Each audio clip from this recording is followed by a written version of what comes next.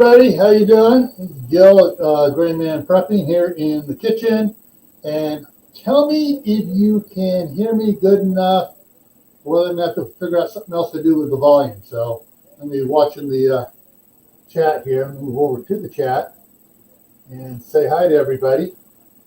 All right, so first one in was Phelan Clan Wolf, then Tammy at Rebel Canners, then Mark at Chef Tech, then Happy Mac, Shadow Scout Swede, Lewis, it's the Marshmallow Man, and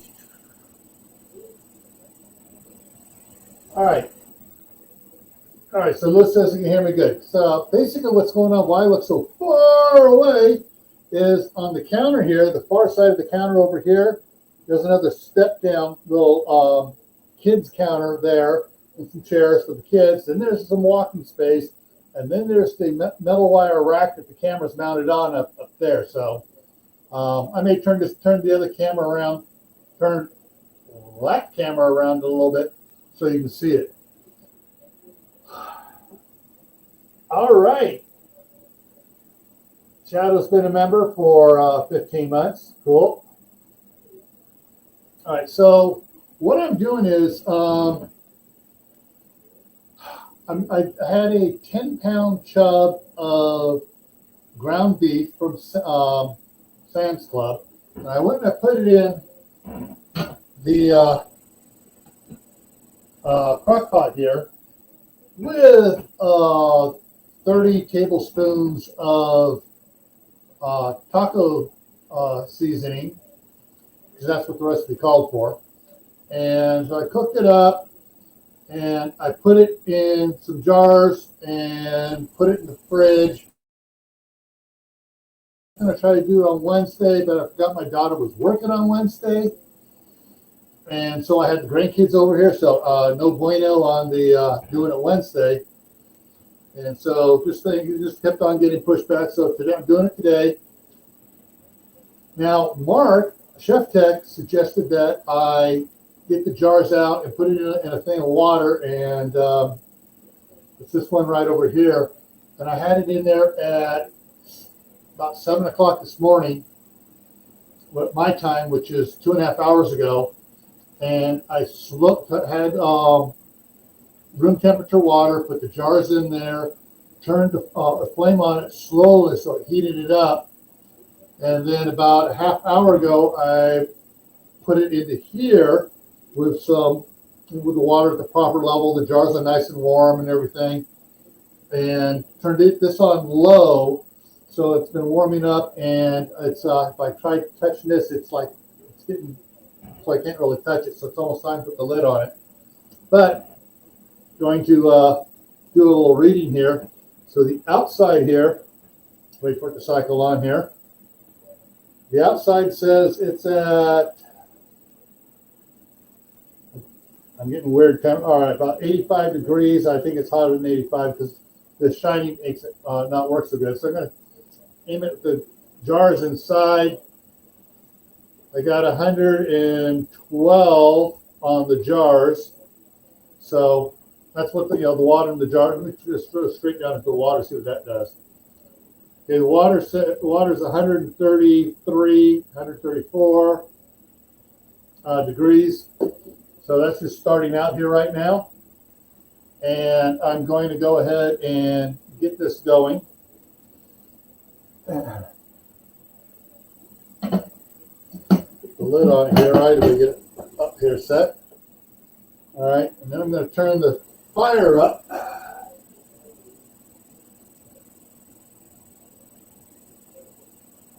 And then start heating up.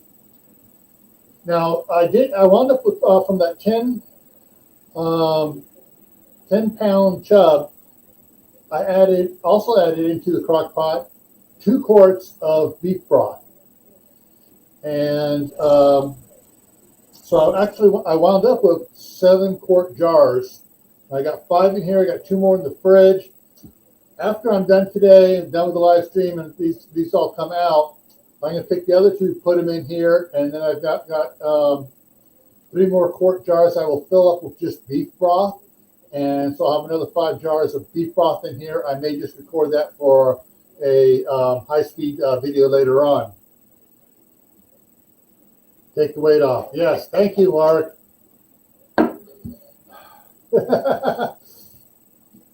Good, you guys are watching. I sent Mark and Tammy the link if they wanted to come in, but and if they wanted to do it. But I saw Super Bowl because he said Mark said he's here for the halftime show. The Super Bowl's not for doesn't start for just under 7 hours from now, so we should be well done by the time Super Bowl starts. Oh, for those that aren't too much into football and are into more NASCAR, next Sunday is the Daytona 500. And Glenn's here. How to garden? All right, so yeah, so I got this going here. We're going to see how long it's going to take for this thing to get up to temperature. While it's doing that, I got some other things here for you guys. I'm going to go over. And I'm going to move around on the other side. So actually, I can do it with this one here, I guess, with that camera there. I ordered something online because in my bathrooms, you know, I don't know about you guys, I hate bathroom faucets because they're so short and sticking out, and it's so low that you try to get under to wash your hands, it doesn't have any room. And I found something online. Let's see if I can get this up here so it shows it right. This thing here, I'm going to take it out. I got a 2-pack of these. Yes, I'm doing a I'm doing an unofficial unboxing here. What's neat about, actually, let me go around. I need to see how this one, so I can see how I'm doing it here. So I can see my thing here. So this thing swivels this way, swivels this way. This part here swivels this way as well. This is the one that has, so you can aim that down, and then you can hook it onto your faucet. You can lift it up, turn it down, turn it out. Drinking fountain where it can bubble up. You can aim it, just about any which way you think you can aim it around. And I put one in the master bedroom on the one bathroom sink in there. This is for the other one. And what's neat about it is it comes with, get the other bag here open here. All right. So it comes with a roll of Teflon tape, which for mine I didn't need to use it. Comes with an assortment of O-rings and stuff, or gaskets. Let's see if I can, different size ones here. Whoop. Dropped one, where'd it go? There it is. All right. Comes with a wrench, little wrench to tighten it on, and then comes with several threaded adapters that are threaded outside. Some are threaded inside, and so you can do all sorts of adapting. This thing here is threaded outside and inside. For me, the inside one was the right side, was the right thread for my bathroom faucets, but I had to use 2 of the O-rings to get it up because it's got a weird step shoulder inside here. So anyways, and then the wrench thing goes on this part here so you can tighten it up. But I'm using it. I love this little thing. Works great. And so I thought I'd share that with you guys here today. And here's Mark. Morning. Morning. Wait. The volume. For me, it's 11:45. 5 count. Mark, count to 5. What's that? Hang on, we go the other way. Try it again. Hello. All right, there we go. But yeah, this is a really neat little item, for to get over that crappy water, short water. Faucets for the bathroom. this stuff here put away so I get the other one done. Oh. Yeah, so I doing what Mark suggested with heating the jars up a little bit, and the one over here. Let me see if I can change these around, give us a better view here. See if it's going to work. Sort of. And this one over here, heating it up, got the probably saved me about a half an hour of going from just cold pack temperatures, room temperatures. So I had everything warming up ahead of time. So that's going to save us some time. But let's see how long this is going to take. Steve's in the house. Good morning, Steve. So Steve, if I can do canning, you can do pressure canning too. Well, water bath canning, I've been doing water bath canning from the, 6 years old, helping my grandmother do blackberry jam. So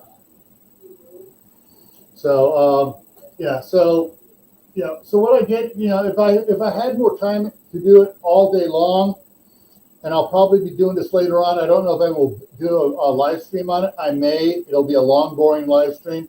Because what I'll do is with the crock pot over here, my new bigger crock pot.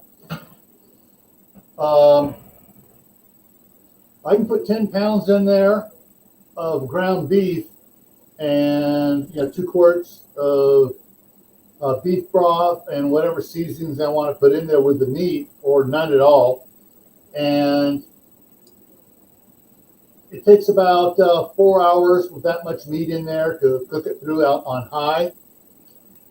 And then from that, I can put it right, get some jars warmed up and get it right in, go into the jars hot, and then right into the pressure canner, and then start canning it. And that way the process is a little bit different than it is what I'm doing today, whereas I did that back last Sunday. Last Sunday I did the beef, and I put the jars in the fridge. Let me go over to the fridge here and grab something.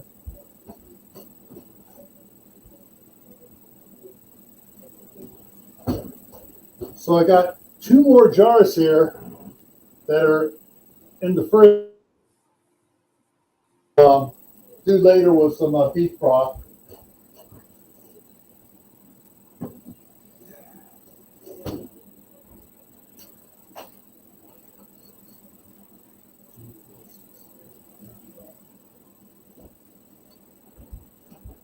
And I got a dozen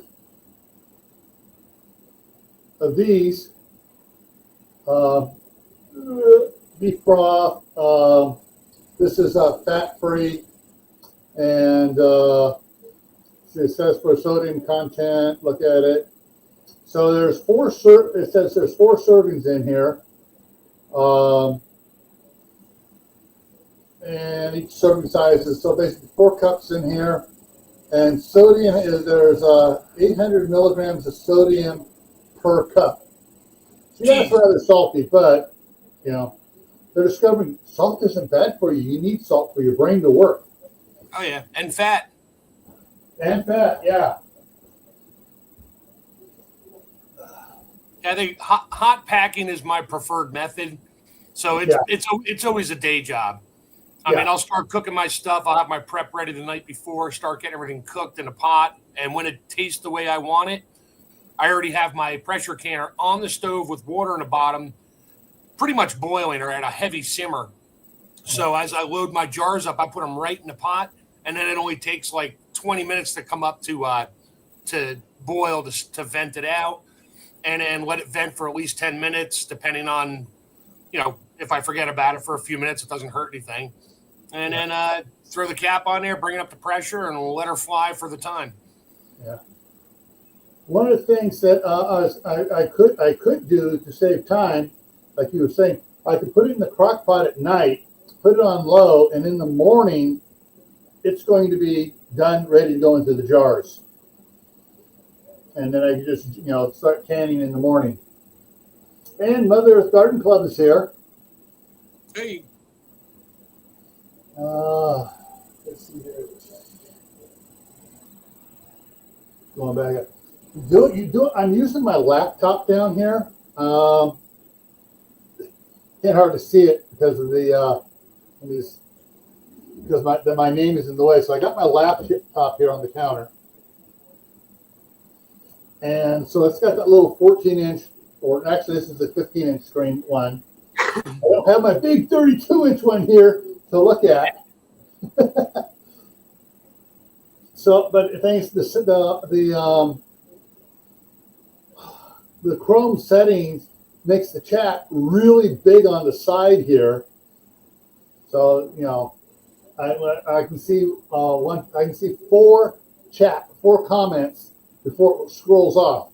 So something can go by on me very quickly here. So.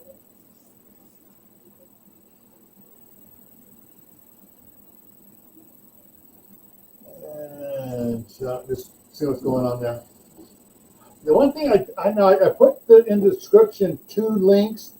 One is to the little faucet thing here I showed you guys and everything. The other one's for the next item I'm going to be opening up here in a minute here. Because, hey, I might as well do some unboxings here while this thing's heating up and get some stuff done. I should have put the link to the infrared gun here, where they use for taking temperatures. I actually want to see what it looks like now that it's been heating up. And with the shiny surface of it, it's not picking up, giving a good temperature reading. Yeah. So it's because it reflects a lot of the infrared stuff, so it's not giving me a good reading of how hot it is.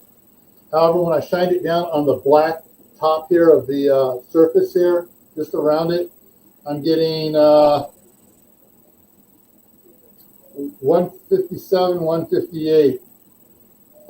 So this thing here has got to be getting hot now. I can hear the boiling, the bubbling inside. Yeah, it's bubbling pretty good. Can you hear the cringe factor from me looking at that propane tank on the floor in your kitchen? Well, this cooktop is a propane cooktop. I know. Indoor outdoor propane cooktop. I'm not looking at that. I'm looking at the bottle.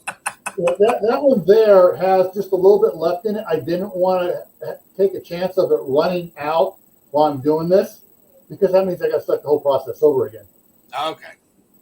So I brought in another one gotten in there. But speaking of propane tanks, let me do an unboxing here real quick. First thing, I get some water.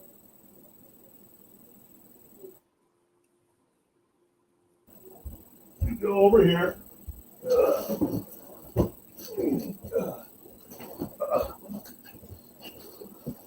Yes, I got an unboxing here.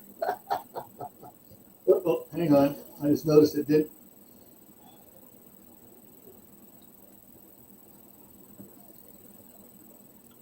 Okay. All right, let me get out my everyday carry Harbor Freight Gordon brand knife with the easy release blade on it. I mean, that was so quick and simple. Let's pop the sucker open here.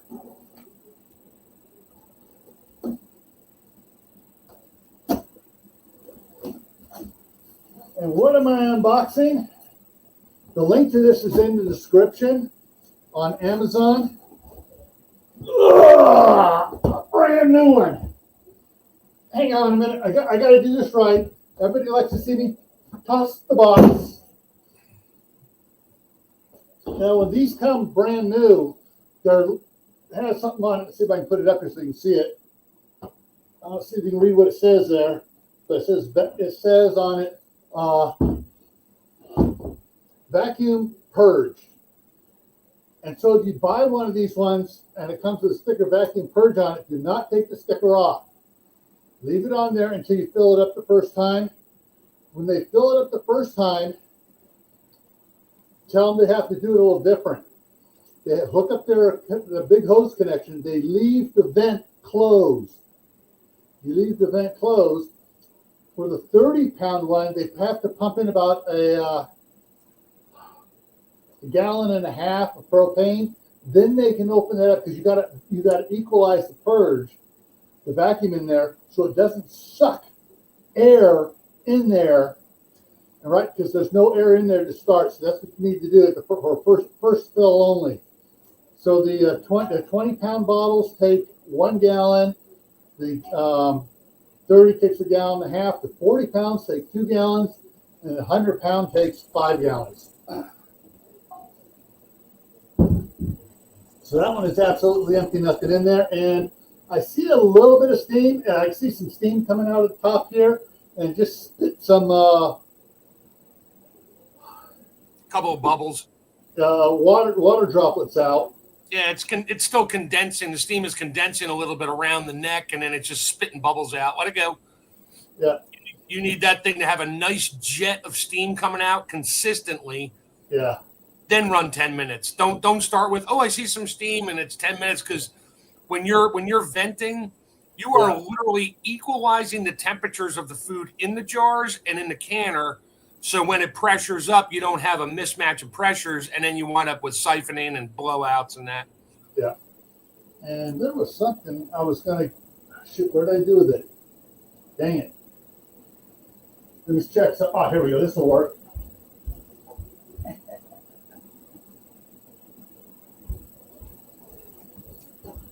All right. I'm not sure if this will show it or not.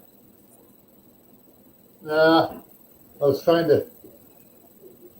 It shows it for me, but I was trying to get the show on it so you could see how much the steam is fairly going constant, but it is breaking now and then.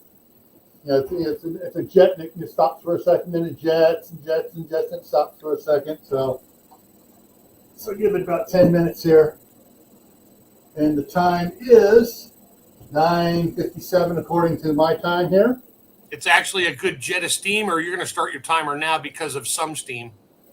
No, it's a fairly decent jet, but I'm waiting till there's no breaks in the steam. Yeah, you just let her go. I mean, you can't over vent it. Right. I mean, you're better off letting it vent a little longer than not long enough. Then your chances of siphoning are very low. Yeah. So. I mentioned I did I think I did an unboxing on these stainless steel cups I have. Got the little 8-ounce ones, and I also got the 16-ounce ones as well. And those insulated? Huh? Are those insulated? No, these are just just solid. Just solid. One layer. And what's funny is 2 of my grandsons, the youngest 2, like them. The oldest one is kind of like, eh. And the other one looks at it and he goes, that's weird. Well, that's the way your cups and stuff used to be before we had plastic. And I just noticed I just did a little oobloo on there. Did I freeze much? A little bit. Yeah. You're moving on one. There you go. You both are moving. Kaylin says, gotta go siphon some coffee out of my coffee pot. I was going to say, I too am drinking water, except mine has caffeine in it. And it's hot. Yeah, so again, I'm going to give this several more minutes. I mean, all right. It's still, the little pauses aren't as long or as often, but it's still doing it occasionally. Yeah. So what's going on is the water itself is boiling, but it's still heating up the contents of the jars. Yeah. So who's playing in the Super Bowl in 6.5 hours? Not a clue. I think it's Kansas City Chiefs, but to me, unless it's the Pittsburgh Steelers, I don't pay attention to it. I'm waiting. I heard that there's going to be some interesting commercials that Musk is putting on there, but I heard that. Yeah. 6 of them. Yeah. Let's see what those are about. That ought to be a hoot. Although I know exactly what they're about. He's already said what they're about. It's about Doge and all the criminal activity they've been finding. Yeah, when you got 160 million people watching the Super Bowl, that's an interesting way to let the world know what the hell is really going on back there. Yeah, and what's so funny is since there's 6 of them during halftime, it's going to be his couple of those. Another one. Here's more of the crap they're doing. A couple of them. Here's more stuff from the swamp.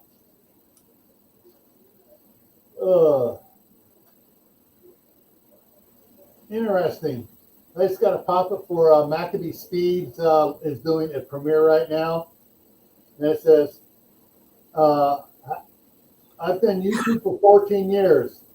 And in parentheses, how to make $33,908 in 14 years. Yeah. Well, I've made about, I've been on for, it will be 6 years coming up in June here for Camp Patton, and it'll be 4 years since I revived Gray Man Prepping. And I'm nowhere even close to doing that sort of stuff. Nah. I've had my Chef Tech channel for 13 years. And I only ever put up like 1 or 2 little videos way back in the day. I took them back down again. One of them got dinged because I had a Pink Floyd song playing when I was on my skateboard with my dog pulling me, and they pulled that down. I never even knew it. They pulled the song down, and I got some kind of a strike, but that was probably 10 years ago, 11 years ago. Yeah. So I just pulled the video down. I'm like, yeah, I don't need it up there. I left it on private mode. Yeah. So my family can still see it if they want. Interesting. On the top of the lid here, let me see. I don't want to try turning it too much. No, don't turn. You got some bubbles coming out around the edge? No. In the center is a rubber gasket with a little. Yeah, that'll seal.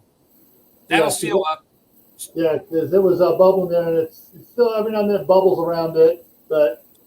It'll go away when the rubber softens up from the heat a little bit, and then you'll actually with the vent the jiggler off, you will build a little bit of pressure, and that'll be enough to seal that. Yeah. And then when it vents 10 minutes, then put your thing on there. Everything seals back up, and hopefully your gasket's still good. Yeah. Yeah. The gasket around it, I replaced it. I replaced it because this was my mom's, and my mom passed away in 2008, Christmas 2008 or Christmas 2007, but she hadn't used it for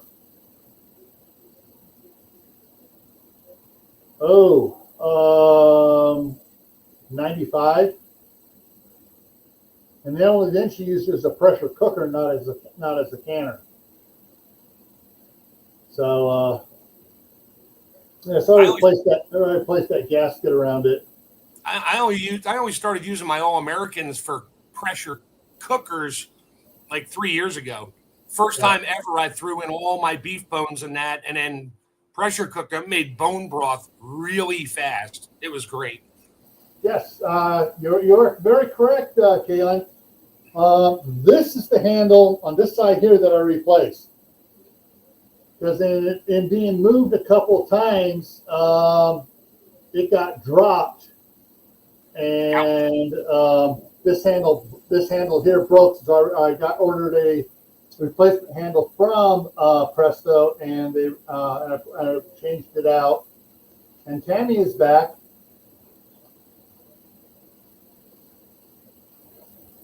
So, here we're about another couple minutes, and it should be time to put the jiggler on it.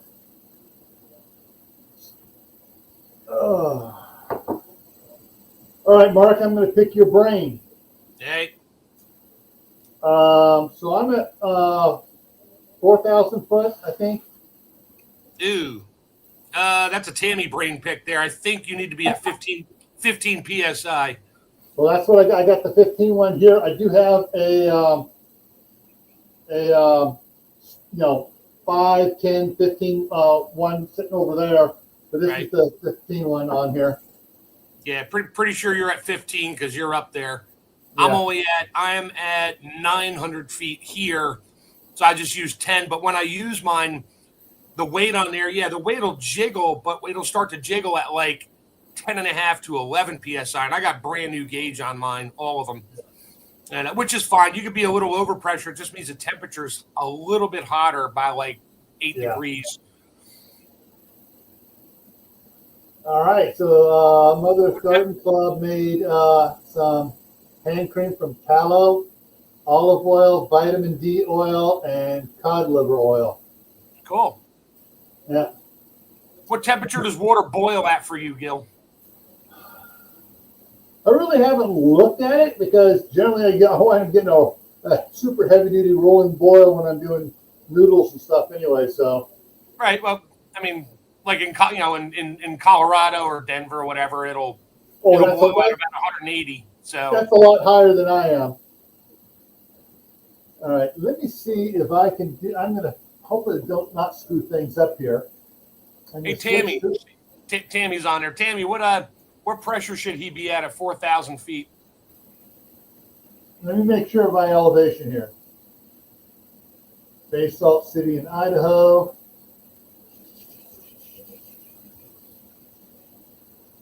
4,590 feet. So you're almost a mile up.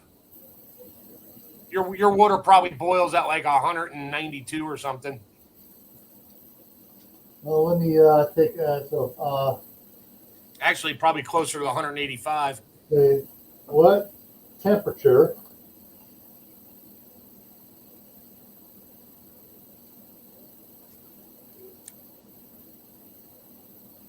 does water boil at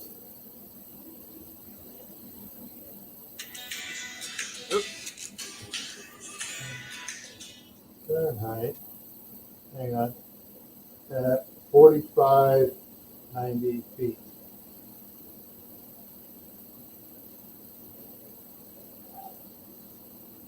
Uh, 203.5 degrees. Okay, you're still a little low, so yeah, it's 9 degrees low. Can't hurt to be at 15 psi. Yeah.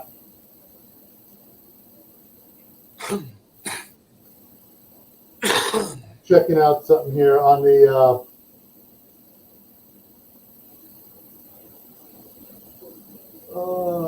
to see how smart the AI is. Yeah, Tammy just said that's 12 pounds on your dial gauge, or use the 15-pound weight.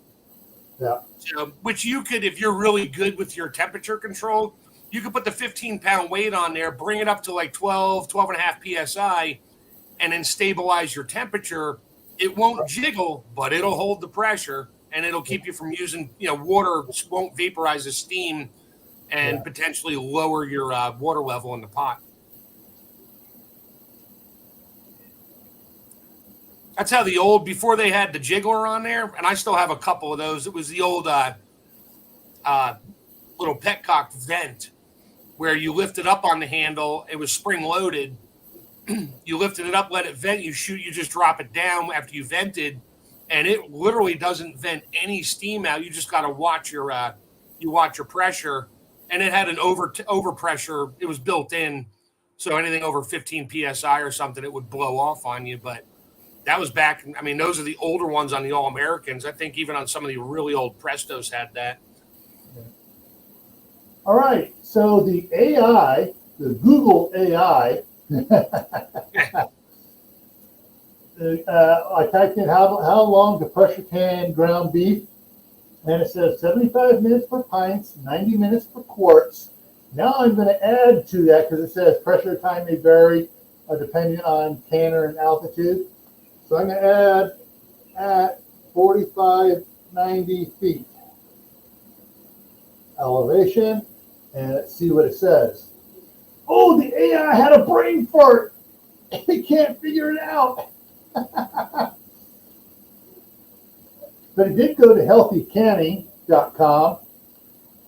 Yeah, that's like Siri saying, here, I found this for you. Yeah. I can't tell you the answer, but here's this. Okay, try to take out the elevation to put it back in. Now it's got the Colorado Secretary of State. And they'll say stuff. And now it's going to everything else. The Ball Blue Book actually does give you an elevation chart for pressures and poundages. Yeah. I'm gonna go back and just see what this says here.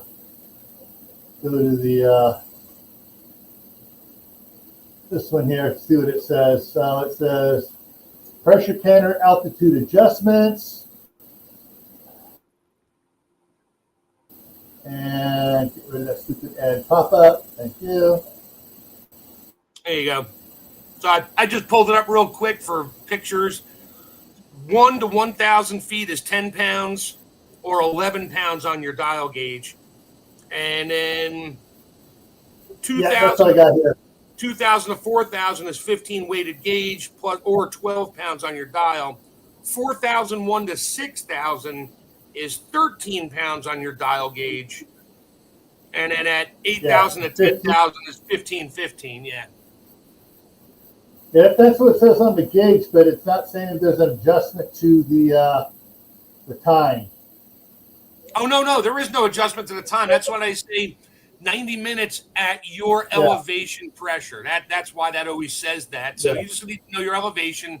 That brings the pressure up, which brings the temperature up higher. And then you let it go for whatever the time says for meat, which is 90 or 75 and 90. Yeah. Okay, so it's been it's been definitely more than 10 minutes that it's in this, and it's spitting a good stream there. Okay, now that one's not showing it, so now I need to change the angle of that camera over there. So give me a second here. Change this around here. What kind of camera is that? This one here is my Kindle Fire. Ah, gotcha. And here, I'll get it a little bit closer here.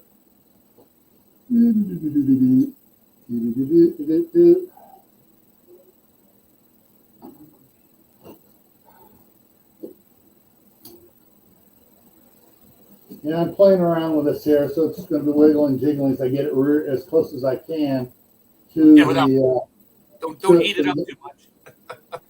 Yeah. So you guys can see everything clearly. Actually, let me go ahead and lower this all the way down this way. Lower this down a bit. Come on. There we go. Got that moving. That moving. I got to change all these leg heights here up. So it's going to be jiggling here, folks. Sorry about that. I'm getting seasick. Earthquake. I'm in Los Angeles. It's an earthquake. All right, so.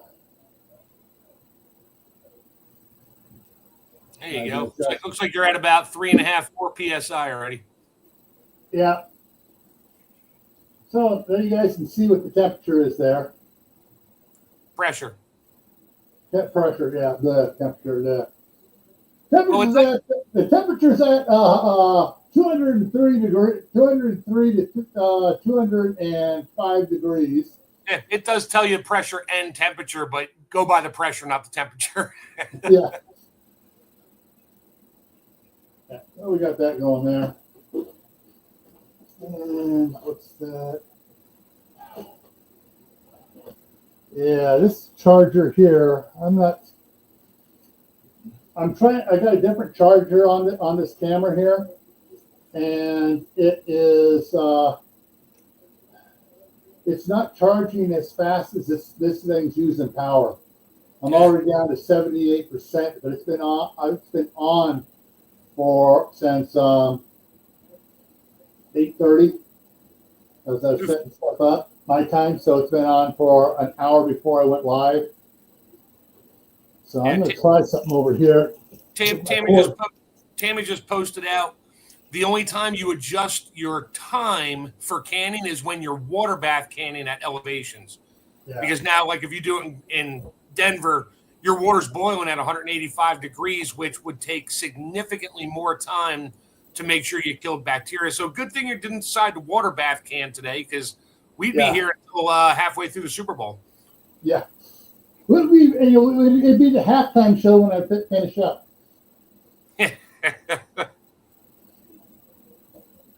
Considering the Super Bowl doesn't start for another 4, so we're looking at 4 hours and 6 hours and 15 minutes. Starts at 4:30 my time, and it's 10:15 right now. All right, Tammy tapped on it, and here she is. There she is. I didn't see that you sent me the link. Sorry. Yeah, neither did I until he said something. Yeah. Well, I was waiting for it to go on, and it didn't go on. And then I looked at my phone, and it had somehow it had an error, and it wasn't live streaming.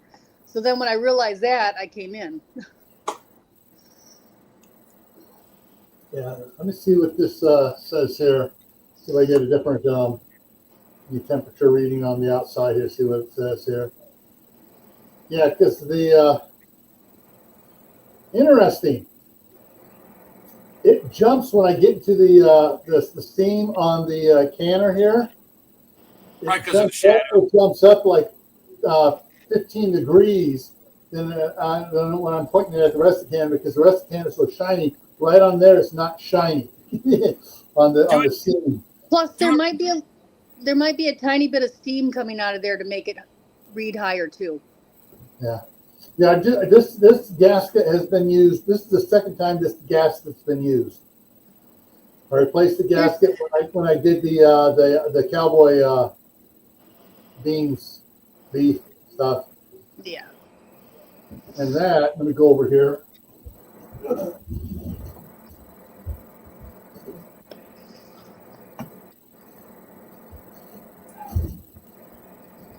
That was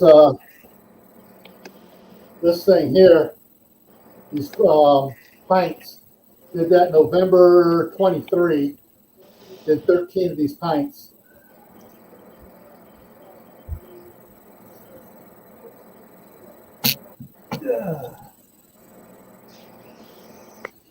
They're actually inside the. I have their original box, curved box that they were in, wide mouth jars, so pint jars. So I'm not sure. Does that say? It doesn't say freezer on, or does it? Hang on, let me look at that box. Those may be freezer jars. Nope, doesn't say freezer on it. But those jars are like heavier than the quart jars I'm using now. And Mother Earth wants to know what you do with that recipe of meat you got in there. All right, so for the meat I used in here is 10 pounds into that crock pot back there. Let me. Yeah, what do you use it for? Oh, what do I use it? Oh, what do I use it for? Well, this is taco meat. Basically, it's going to be a taco meat, and it's most likely not going to get used for tacos. It's going to be used for burritos, burrito filling. The boys, Danny, Aiden, and Oliver, just want me to scoop it up into one of the bowls here. They use this size bowl, and they just scoop it up in there, and they just sit there and eat it while they're watching. They eat it while they're or not. I just I was frozen there for a second. They eat it while they're watching Smurfs, Paw Patrol, whatever it is they're watching, and they just sit there and eat it. You can mix it with some cheese sauce and have a great carne nacho dip. Well, I get the big, massive bricks of Tillamook cheese, right? And I sliced. And the last time they had it a couple days ago, I sliced it thin, and as I was reheating it out of the my other containers, and Are you streaming, Tammy? Yes. Oh, okay. so I use these containers here, and then on these, and I keep it in the fridge when I just do small batches of it. And so I'll scoop it out, heat it in the microwave, and then I'll put a slice of cheese on it and put it in for another 15 seconds or so to finish melting the cheese. And it's gone. That's what we do. We love queso. Love queso. Yeah, I'll mix taco meat and cheese sauce and a little bit of Rotel spicy all together. Great in a crock pot for nacho dip. Now, for my boys who are now, get the ages right here. Oh, okay. So, all right. So, the youngest one will be 25 this year, and the older one will be 28. For the taco meat, we will then add to 1 pound of taco meat. We will add 2 cups of instant rice and cook that up. And then they will put shredded cheese on that, and that's sort of like an imitation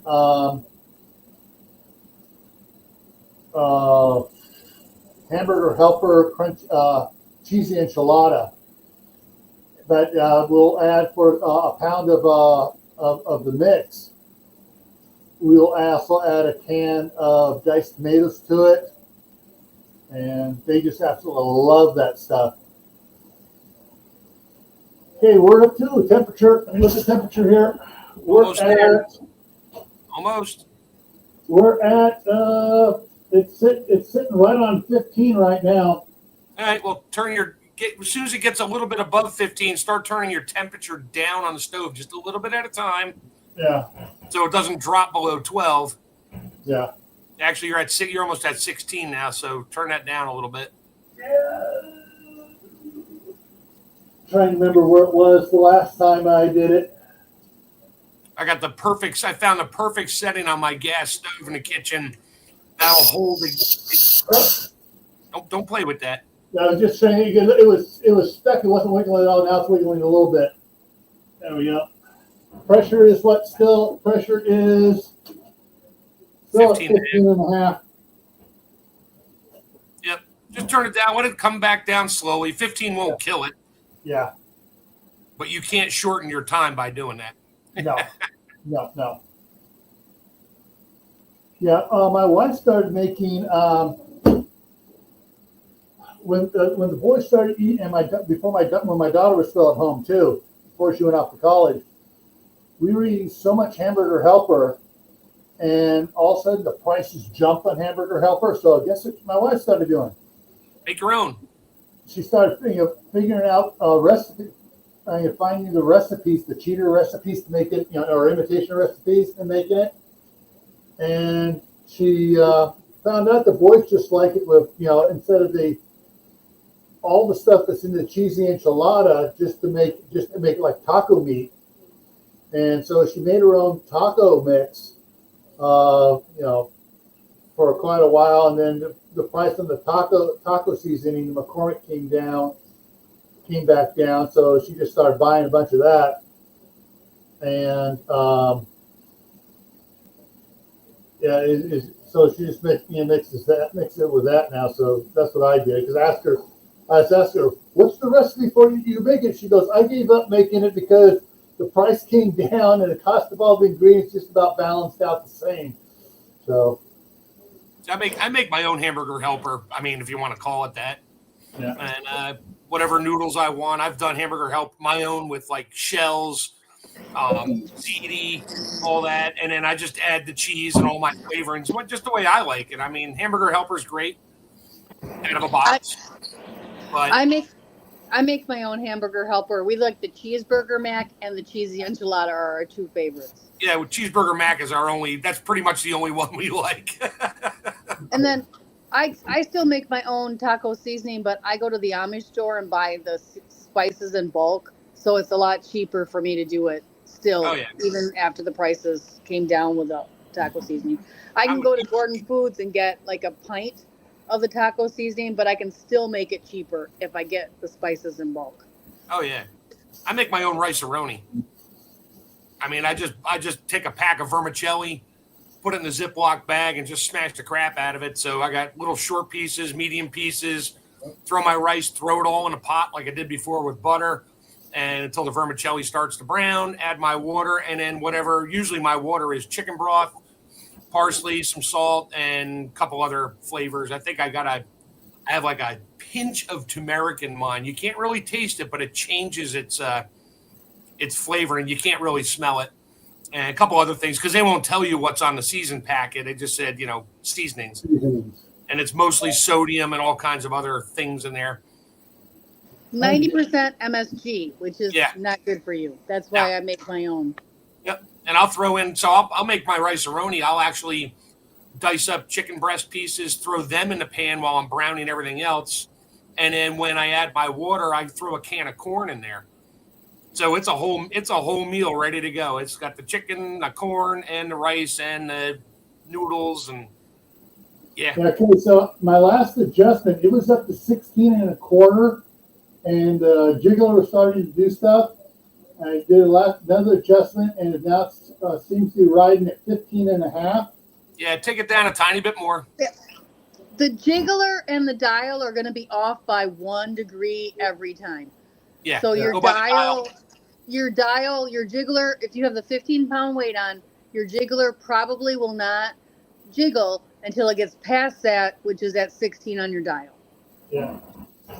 All right, turn it down a little bit more. This floor in this kitchen is basically, when I walked it, it was jiggling the jiggler. It's enough to make it shake once I got it free. So this is the McCormick's taco seasoning original that I use, and I used. Let's see if I can get it right so you can see the container. How much I used out of it? It's almost half of the container for 10 pounds. And that's got some kind of a thickener starch in there too, doesn't it, to give it like that pastiness? Okay. Spices, including chili pepper, paprika, oregano, and then it says onion, salt, potato starch. There it is. Sugar, garlic, and citric acid. Yeah, the potato starch just gives it that slight thickness, so it's not just watery taco meat. It makes it all stick together, which is, if it's potato starch, it's good, as long as it's good potato starch. Yeah.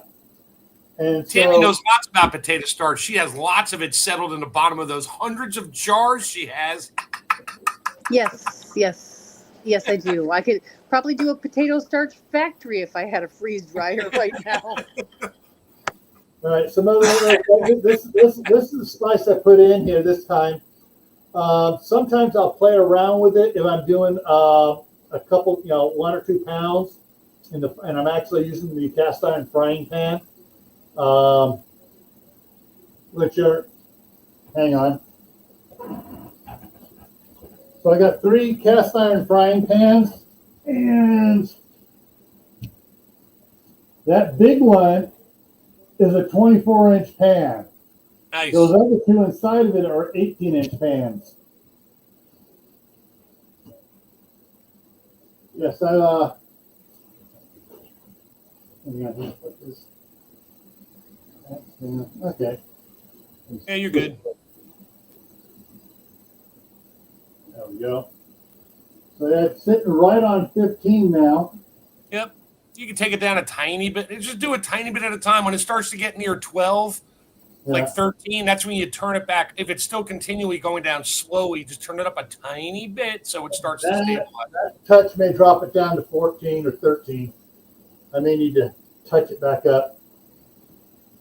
But yeah, so on this the McCormick stuff on Amazon, it's actually cheaper for this container on Amazon than it is, a couple bucks cheaper than it is at Walmart.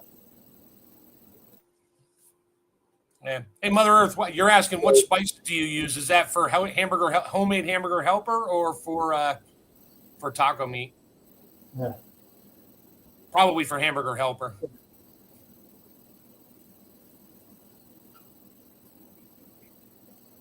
No, I wouldn't be putting the taco meat in, I mean the cheese into the taco meat now. No, you can, but I wouldn't. Yeah. It would probably burn it. Okay.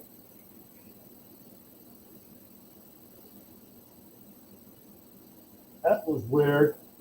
Thought I heard a little kink of a lid, flexing. Where was I going? Oh, so because it's cheaper than at Walmart, it's a couple of bucks cheaper than Walmart. I went ahead and got on the subscribe thing for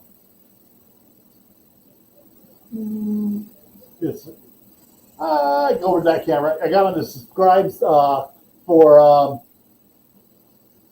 subscription on it and ordered it so I get one of these every month. And I got 40 pounds of frozen meat in the one freezer. So that's going to take a couple months worth of taco meat. And since the boys love taco meat so much for anything else, and I even sprinkle it on when I'm doing pork chops. I'll sprinkle a little bit on there along with the roasted garlic seasoning on the pork chops and stuff. But yeah, I figure if I wind up, if I go for a year and I got 12 of these, I'm going to use several of them just on canning the meat there. And if I keep on getting the meat on discount at either Sam's or the Chef's store, I'll probably can 20 or 30 things of ground beef this year. Hopefully. If you take some of that taco seasoning, put a couple teaspoons in some sour cream, you can make some really good potato chip dip if you're into that. I'm not into sour cream. My wife is. My daughter is. My youngest son is. That's a good idea for chip dip, but while you're doing those logs of meat, it probably takes almost an entire one of those things of spices for each log of meat, doesn't it? No, it takes half. Okay. This was full. This was full, and now it's down to just a little bit over half. But I should have, because this says that per pound of ground beef you use 3 tablespoons. I should have used 4. Yeah, I always use a little bit more. We like it a little spicier. It sucks up so much of it. And you can get the big, like it looks like a gallon size container for the restaurants and that. You can get the gallon size. That's probably a little bit cheaper, but I think Tammy making her own is probably the cheapest bet. This was the one I found because I went to the Chef's store. I went to which is U.S. Foods, and I went to what's the other one that's out there? Gordon. No, the delivery ones, suppliers. Restaurant Depot or no, Webster store. that I see the truckers go around to all the restaurants and stuff. Oh, Cisco. Yeah, Cisco. Started going through them. I started backdooring them, pretending I was a restaurant. And this is cheaper. This was a lot cheaper than getting the 5-gallon bucket of it. So I think each one of these is individually sealed, so I don't open it till I need to use it. Yeah, even the Spanish restaurants that I deal with, and I deal with a lot of them. Well, hopefully I'll continue dealing with them after what's coming. But they don't use taco seasoning. They have all their spices and stuff in big containers, some 5-gallon buckets, and that's what they use. They measure it out with cups. Yeah. We have a Hispanic ethnic food store, and they actually have all the dried chilies. You can buy it 1 chili or a dozen off the like hanging. Spring. Yep. And you grind. A lot of people around here grind their own chilies. Even they don't even buy the chili powder. Just throw it in your spice grinder with all your stuff, and just leave the lid shut for about 5 minutes after it runs, so you don't die. Or do it outside in the summer. Yes, with a fan. Don't do it inside. Right now, I'm sitting at 13 3/4 pounds. All right. Well, if it's going to sit there, you're probably fine. If it's just going to stabilize there, great. If it starts to continue to go down a tiny bit, just turn your heat up a teeny weeny bit just to hold it. Yeah. I'll turn it up half a hair because I turned it down a hair this last time. Oh, there you go. But yeah, I also have done some bottom round roast with the taco seasoning in it, and it's pretty good. See, if I pick up beef really cheap, which is rare, but every now and then I get lucky from like U.S. Foods. Yeah, I'll get whole eye rounds, and I'll trim them down to lean, very lean, and then I'll run them through my meat grinder, and then make 1 pound packages of like 97% lean ground beef and freeze it, or make burgers out of it for my wife, and because she likes her like super lean burgers, even though they're really dry, she likes them. Yeah, good idea. Let's switch this around. There we go. Since you're not showing your face, when I put things up, I don't go it across Tammy's face. Okay. It's just a raccoon talking, that's all. Yeah. So yeah, this black box I was using, trying to show the backlight the steam. These are actually 18-ounce tumblers. Yeah, get it showing there. Yeah. And so yeah, these it's like a milkshake cup. Yeah, except it's only 18 ounces instead of 32 ounces. Of course, then I do have, if I can find them in this size, let me get in the cabinet here. These monstrosities are what we use to do our milkshakes and root beer floats in. I like to get these in this size in steel, so I get rid of all this plastic. Oh, but yeah. Right. Oh, Dr. Bones and Nurse Amy just put up a video. Oh, Ultimate Pet and Parent First Aid Kit. And Amy's doing that one. I'll have to save that and look at that one later. Let me take a look. Is that going down more? I'll be right back. I'm going to grab another cup of water with caffeine in it. Yeah, it's dropped down a little bit more. Let me take it up a half a hair.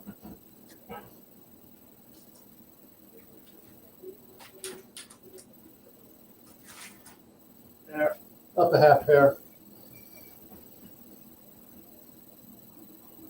Yeah, when I did that, those pints of baked beans and ground beef, once I had it set there, I never adjusted. After I got it adjusted, it went for the next hour and a half. I never touched it again. Yeah, that's what is called finding the sweet spot on your stove. Once you know, like, you can kind of put a little permanent marker spot right there, dot, and you turn it to that, and it'll just be perfect. Once you Yeah, know what that is. literally, when I just moved it, I barely moved it, like a 64th or a 128th of an inch. And that's when it dropped down too much. So I moved it back that much. So I think I'll take it back up to about 14 pounds, and I'll be fine. Yeah, as long as you're over that 12 pounds on your dial, you'll be fine. Yeah. But this is what I'm going to have to do is let me pull this other one out here.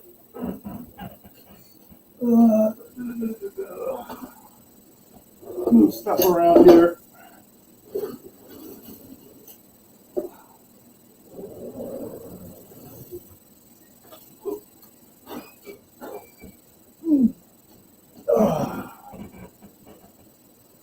This is an All-American 921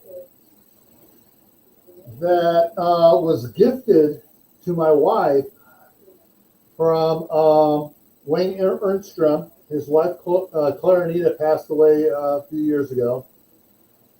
And he gave my wife boxes of canning jars and this.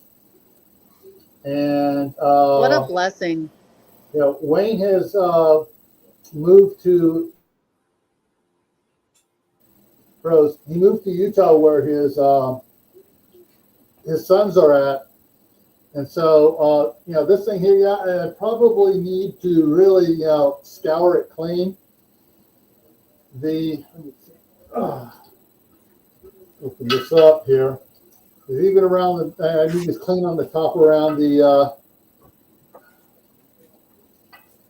twist knobs here.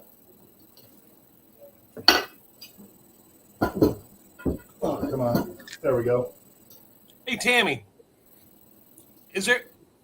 Tammy, is there a way I can download my own videos off of the Rebel Canner YouTube page that I put up like a long time ago for like changing the vents and the gauges and things? Is there a way I can download that, or do I have to like just sort of? No, you can download them. You go in and there's those 3 little dots up at the top. It's just like when you're copying a picture. I think if you go in there, you can copy them. Yeah. All right, cool. Because I think I'd like to take those videos and put them on my YouTube channel. Yeah. That would be a good idea. Imagine that. Just thought about that. So this has 2 of these inside of it here. That's so you can double stack pints. Yeah. The around the top here on the bevel, it feels there's some buildup on there. Use some quad O steel wool if it's that bad, just to smooth it with a little bit of hot soapy water, and you can smooth it down to get all the. If it's just grease buildup. I would not do that until you ran it through with some water one time, because don't use a clean scrubby. Yeah, the lid will actually meld to the base, and that's what provides your seal. So you don't want to like do a lot of scrubby to it. I would test it out once. Okay. You may not need that. Yeah, I was kind of worried about. I was wondering about that. Nah, buildup is probably just because when you put your thin film of oil on there, and everybody puts it on like every single time. I don't. Yeah. Just a few times, just like every 4 or 5. After I haven't used it for a long time. Spots that are thicker than others, but when I scrape it with my thumb, the thumbnail comes off. So I could probably just use some Dawn and the yellow side of the sponge and scrub on it. There's some grittiness on on this part right here, there's some grittiness feeling on just dirty and stuff. So I probably just need to scrub it good with some Dawn dish soap. Yeah, just with just hot water, dish soap, and a sponge. Yeah, this one here, this gauge here, looks like it's in really good. It looks like it's been replaced once already, and it has the poundage, and then it has temperatures on it, and then it has something else. Another one. I thought print's kind of small on it. Not sure. It's like at the 2.5. Sorry, at the 7.5 pound mark on the PSI. I think that's bar. This other one says 0.5. 0.5. Yeah. Yeah, I think that's bar. Okay. Anyways, so this is I need to get this thing cleaned up, and then I can find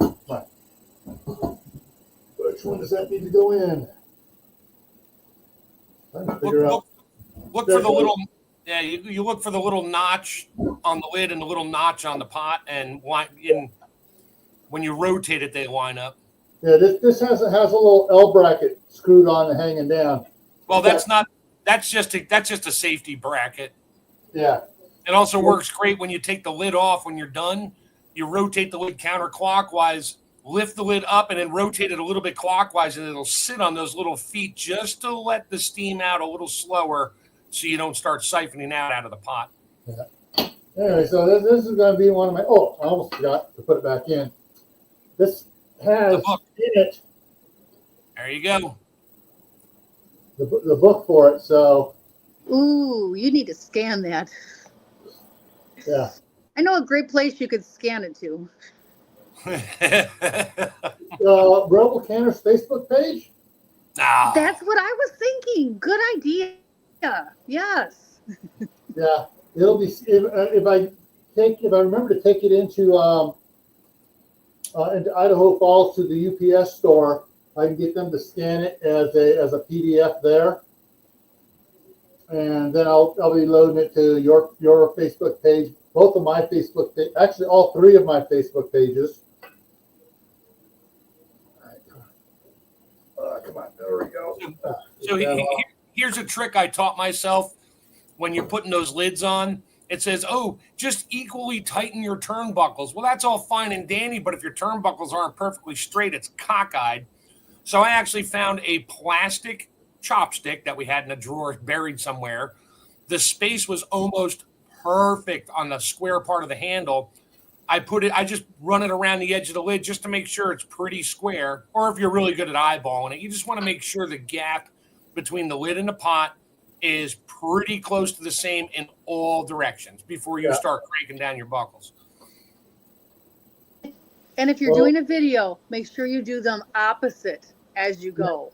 That's what I'm which doing is what right you're supposed now. to do anyway. But in one video, I edited it out doing it opposite. And to this day, I still get people complaining that they didn't see me do it opposite. Yeah. I usually, when I do it, I mean, I get my gap right. I flip the knobs over, and I just bring them, opposite. I bring them down till they just touch, and then I'll put them all up, and then I can look and see if I'm still a little bit off. If I'm a little high on one side, I'll actually tighten that buckle a tiny bit more and loosen the opposite side just to get it square. All right, I got another question on this before I put it away.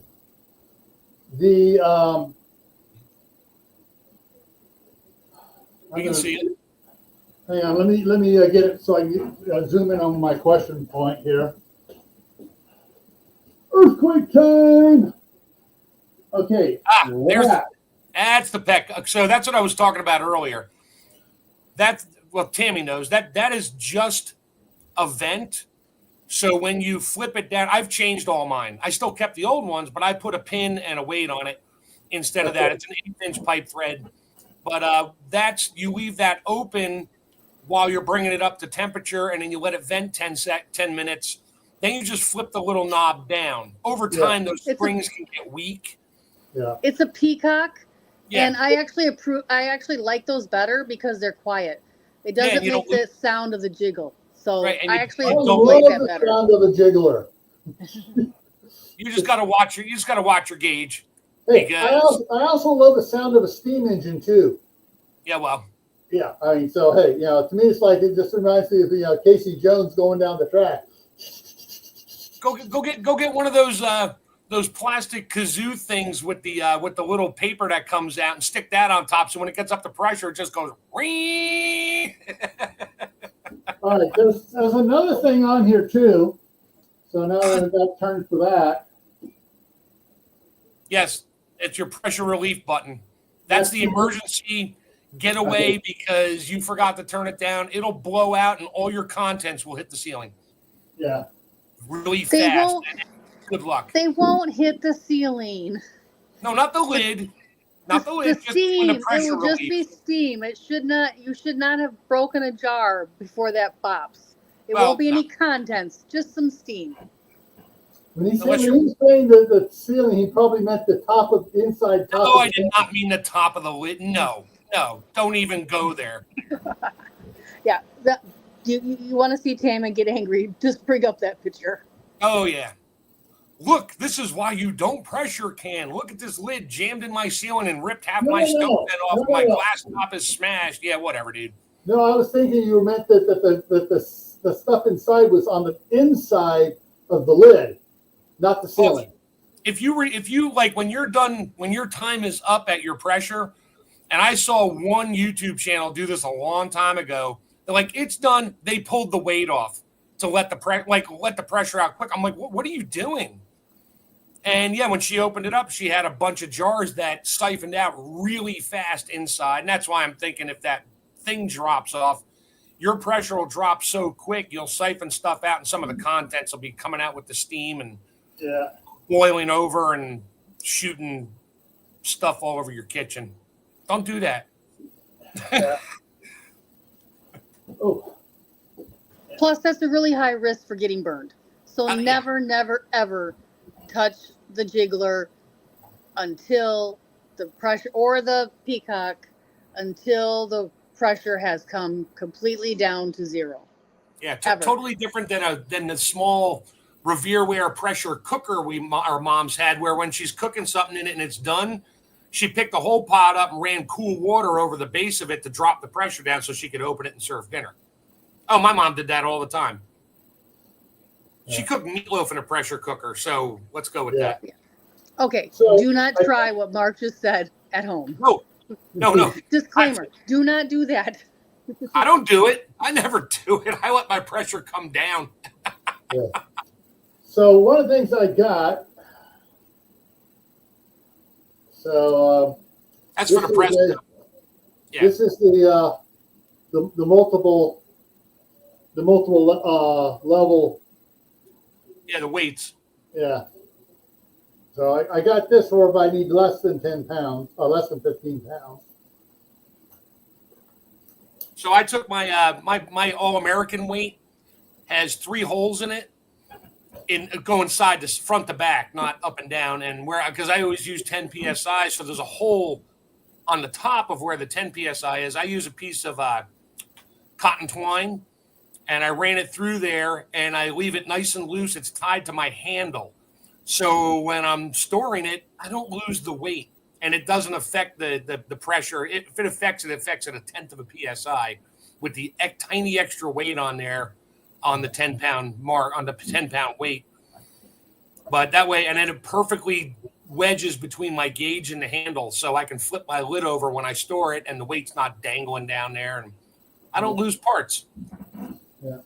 I should actually go grab one. I can show you quick. Yeah, so that is hanging at 14.5 and not moving since I made my last adjustment. Yeah, you could turn it down a tiny bit if you want.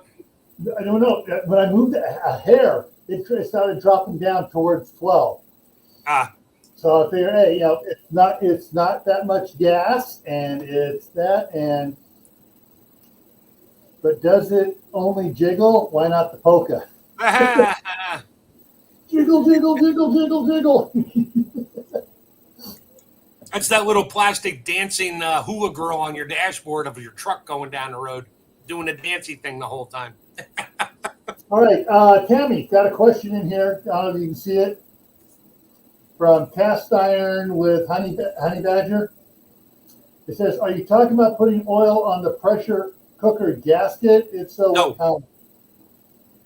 And so, no, they were talking about the All American does not have a No gasket. gasket at all. So- The All American is a machined bevel that fits tight.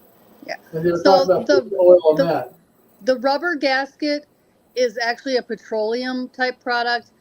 Or anyway, never ever put anything on your rubber gasket. Yeah. No. The All American does not have a rubber gasket, and so the All American, when you use it for the first time, and to keep it from sticking, you put a thin layer with your finger of vegetable cooking oil on the metal, between the metal of the pan and the metal of the lid. The metal So, mating faces, yeah. You do not do that with your Presto Muro, Surge, Montgomery Ward, the other style. Oh. If it has a rubber gasket, you do not do that. Only with the ones from All American that do not have a rubber gasket. Let's see if I can change my All camera. right, sorry, Cast Iron Honey Badger. Sorry I missed that.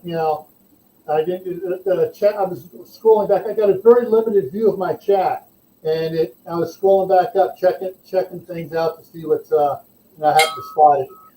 And I'm on the phone, so I can't see the chat at all unless somebody tells me, and I have to go into another screen to see it. So I'm sorry, I can't. I'm keeping track for all he is. It's all good. That's why we love to have you here, Mark. This is what I do.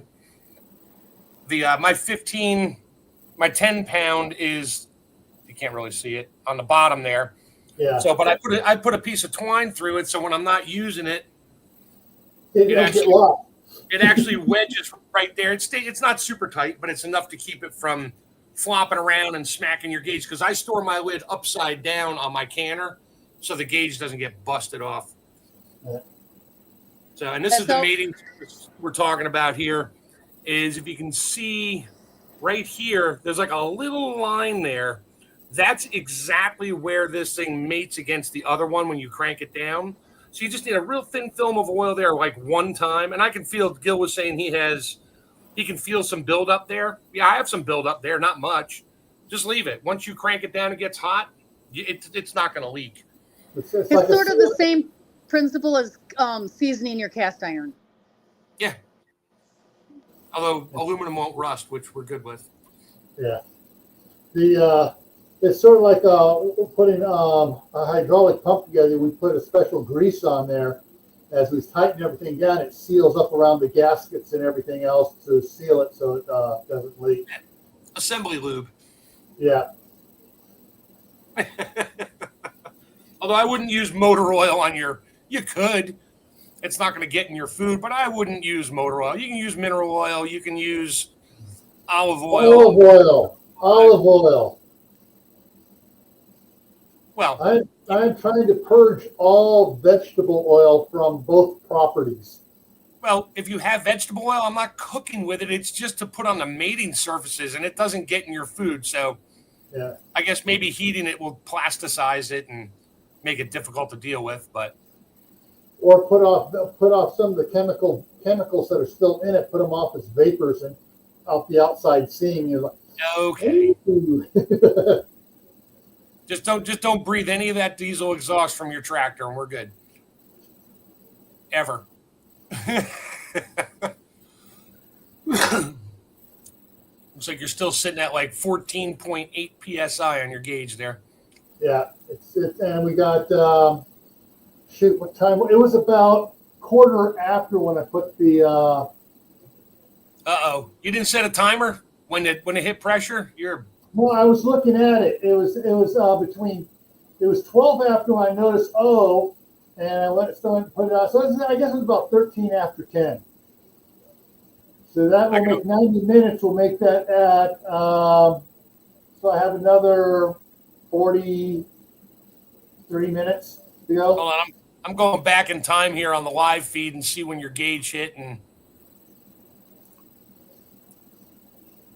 Looks like at 39 minutes into the feed. So 40 minutes into the beginning of the feed. So do the math from there. You started at what, 12 o'clock or 11:30? 11:30 your time, but your clock may be a little bit different than mine. Oh, 40 minutes.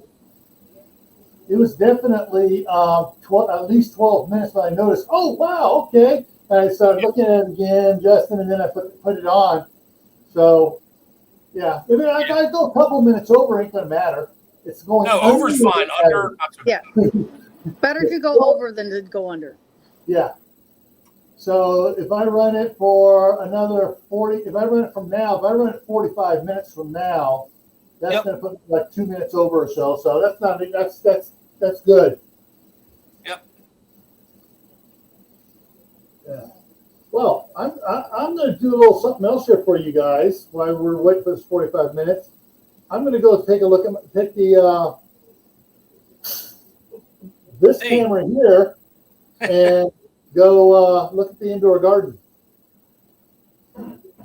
So actually, I'm going to need to change some things up here. So hang on. I'm going to need to mute this camera. Oh, let's see how good the sound quality is on that microphone now. There, unmute that one. That sounds Turn better. my speakers up so I can hear you guys talking here. Say something. That microphone is a whole lot more clear. All right. Can you hear me Say now? something again. How about now? Hello. Testing. All 1, right. 2, 12, Volume 18. Way up. All right. Okay, so let's go. Oh, so here's my exercise area. I got the Gazelle. I got my new exercise bike. Got the weight bench. Got the treadmill, which the grandkids use all the time. And so that's my new exercise bike. Over here is my indoor garden. Let me turn on the upper light. There we go. And so the grandkids in that tub there, I got all my spray bottles with my different things on it. I also have the one bottle which has, come on, brain work, Dawn dish soap in it for killing the gnats. Well, they decided they were going to spray. Oh, geez. The black seeded Samson lettuce there. I got my timers all set up for doing things. I got a heat mat under that one. So there's a heat mat under there. And I got a heat mat under that one as well. And so this one I just planted this morning, has a cucumber in it. This here, if I get it aimed right here, you can see a little green speck right there. That's a tomato coming up. Cool. There is a cucumber. I'm waiting for the tomatoes to finish popping through here because they already sprouted, and I put the little hole down in there, dropped this seed with the root in there, and just waiting for it to come up. This one here, this lettuce here, I really had to trim off a lot of stuff when I transplanted it from the Arrow Garden. I waited too long and I lost a lot of roots, but it's starting to come back now. So these are my apricots I brought in so they would survive the winter, and then I'll figure out where I'm going to plant them out there. But here's the grandkids TV for watching certain things. But so let's see, which ones did I do here? I'm looking for the ones. Okay, so these are the two things I planted this time. Let me get around here. Earthquake. So those are the two things this is the one I planted. Where's the tomato I planted? I thought I had it right next to it. I hope the kids didn't get playing over here when I wasn't looking. Is this one open? Maybe no. Oh, I know what tomato I planted now. Hang on.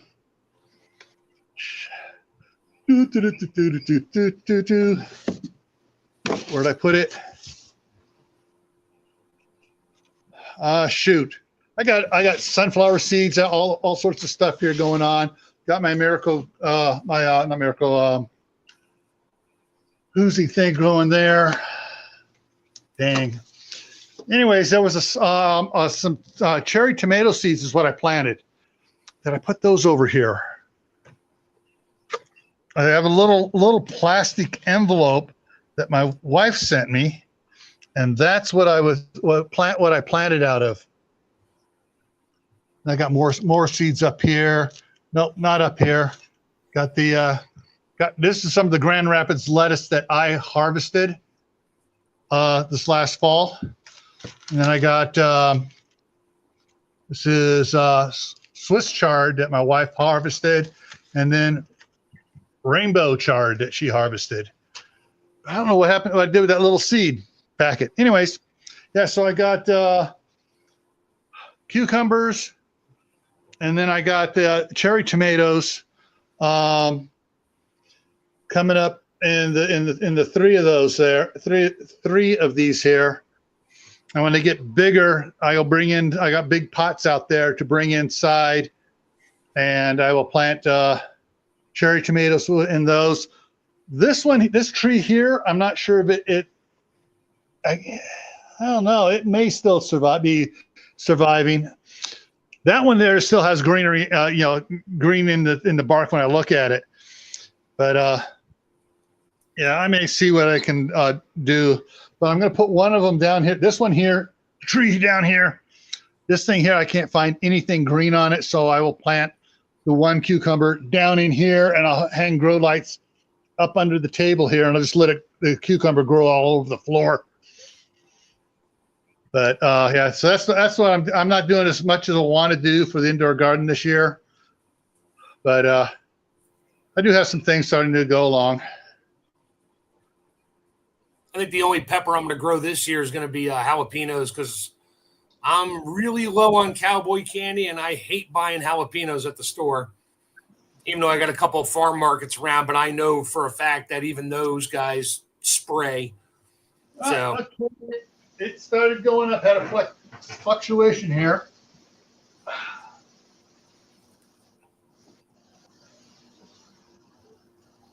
There we go. So I take one of my spare Arlo house cameras, wireless. I put it on a pot next to my gauge, aim the gauge at it so I can watch it on my phone while I'm walking around doing other things and keep an eye on it. All right, I'm going to switch volumes around here, so hang on a second.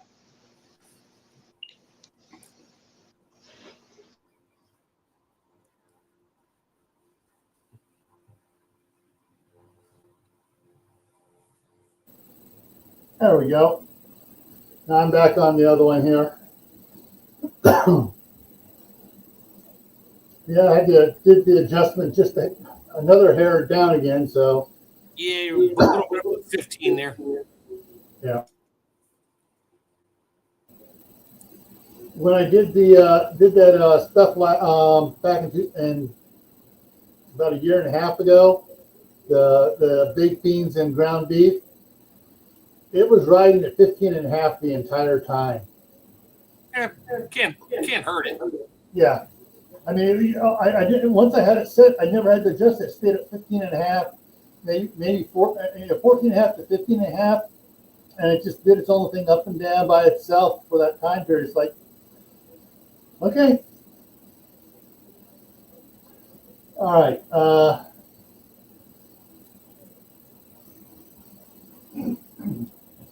Looking at the chat here. So.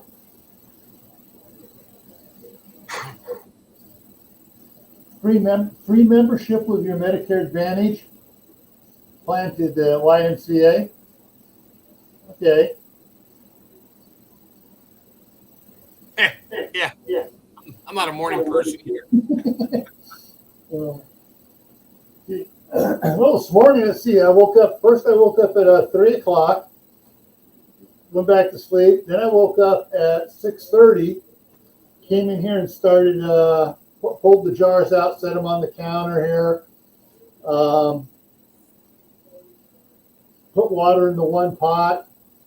And made sure the water was about, it was only 80 degrees, which is, a little bit high for room temperature. Then I put the jars in there. It immediately dropped down a bit, and I turned the fire on low on that for a while. And then when the jars started getting up to a decent temperature, slowly, then I did put water in the pressure canner and turned it on, got those water temperatures to match, and then I transferred the jars over. Got more steps doing it, from the refrigerator, but yeah.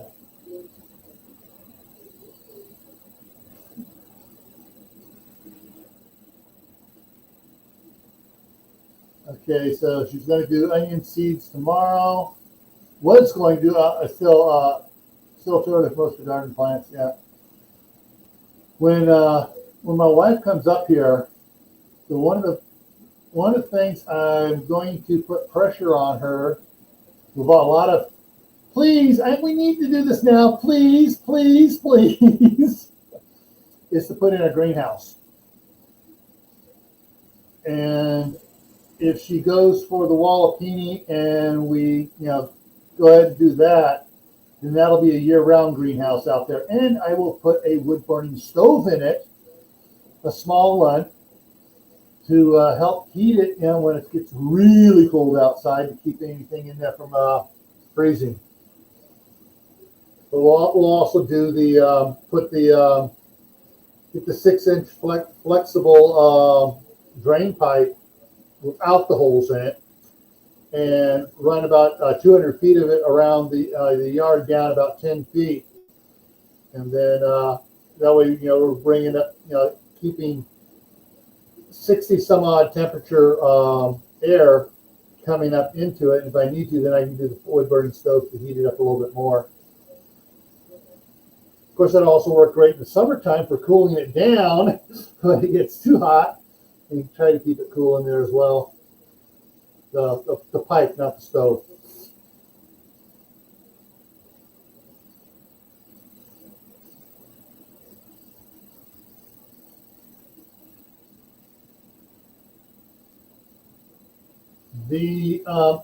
I found some stuff on Amazon. I shared the link from the live stream back in October on Patton Family Compound. I think that's where it was, September, October. On Amazon, they got some really thick plastic for doing greenhouses, and they got the heavy duty adhesive tape for making the seams and stuff on there. It's not. I don't want to bring it up on this computer here. Actually, give me a minute to go into the office, and I'll post the link from in there. Oh.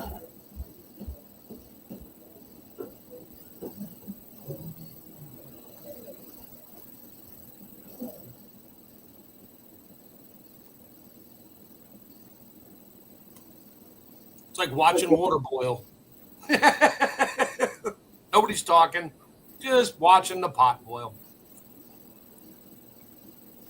Sorry, I'm doing some research on my computer for someone. I'm supposed to call her between 1 and 2, so I'm not really paying attention to the live. Oh, you're fine. I can't see the chat anyway, so. He's just answering questions and doing stuff.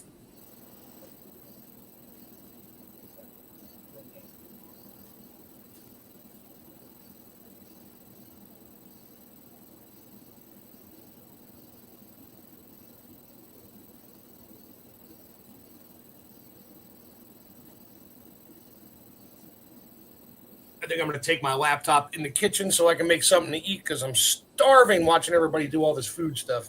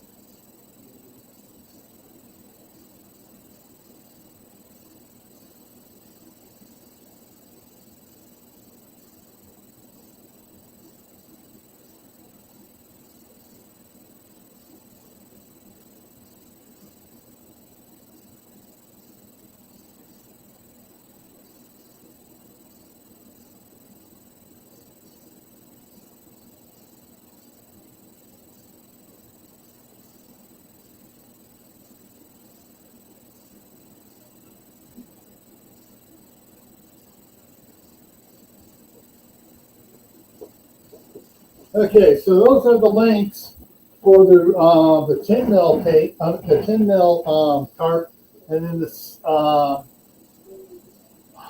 think a 6 or 8 mil on that 6-inch wide tape.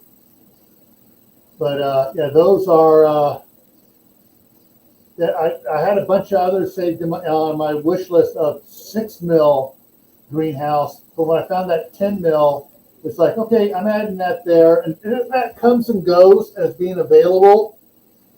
In the springtime, it's going to disappear because everybody's going to buy it, and then it'll come back midsummer or so, and then it'll disappear in the fall, and it'll come back again, after Thanksgiving.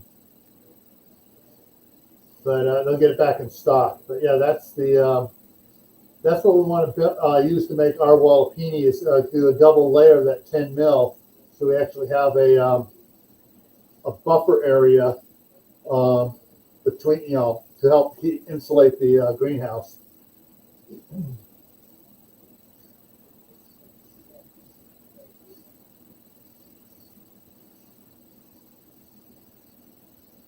The thing with the wallopini, if we do it the one way, it'll have a solid wall on the north wall, and then it'll just be the slope side down facing south that'll have the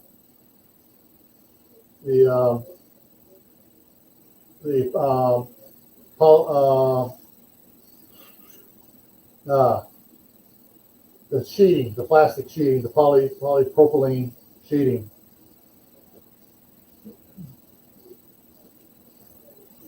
Okay, temperature gauge still looks like it's sitting. Looks like it dropped back down again a little here, and I haven't touched it. Yeah, it's back down to 14.5, and I didn't touch it. So I just leave her there. She might settle in right there. Yeah, I notice it fluctuates just a little bit, but that's perfect for it.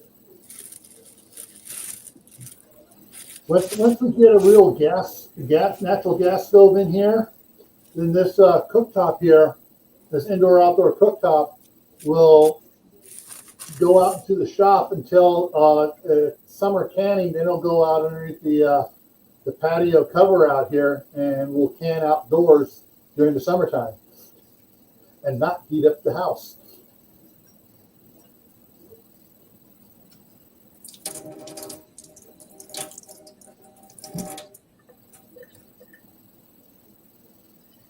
Yeah, I could probably run both canners on the stovetop.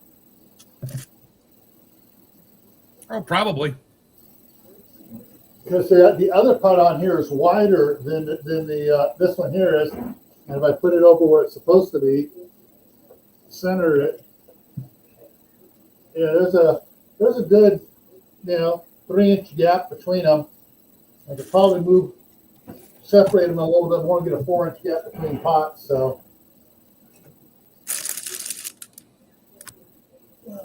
and we are at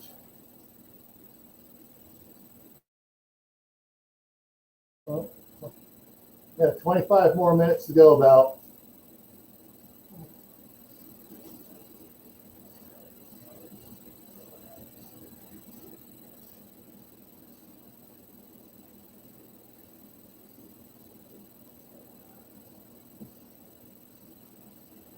Okay.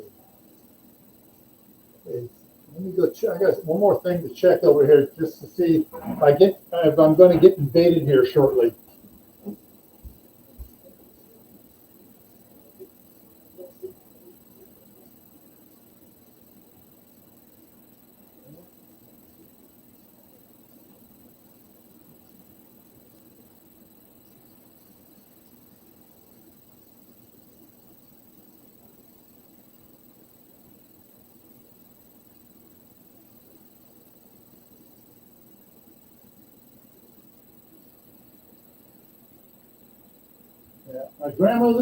My daughter is back from church, so boy's getting changed. they may eat over there, or one or two of the youngest ones may sneak out and come over here. And the first words out of their mouth will be, "Hi, Grandpa." And the next words out of their mouth is, "I'm hungry." And Don Ray B just came in on your side, Tammy. Oh, welcome. Yeah, those boys, I know all about that. They have hollow legs. They're always hungry. Yeah, but they don't want to eat what their mother has over there. They'll come over here, and sometimes she'll warn me, and I'll offer the same thing, and they'll eat it over here.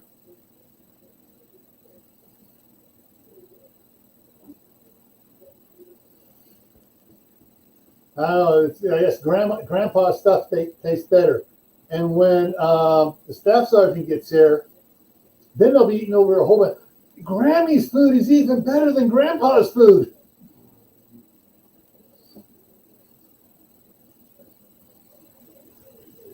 Oh, just a little side note. Come on, brain work. Soda crackers, the name brand, soda crackers, saltines. Premium cars. Nabisco. Premium ones up. Looking at the ingredients in there, it has the about halfway through it's maltodextrin. Why they're adding that to that, I don't know. Probably because it's so refined it tastes sweeter. But I found some of the other store brands and stuff, same thing. I found out that the Winco brand, unfortunately, you guys back there don't have Winco. The Winco brand doesn't have it. Let me grab a box here. Ugh.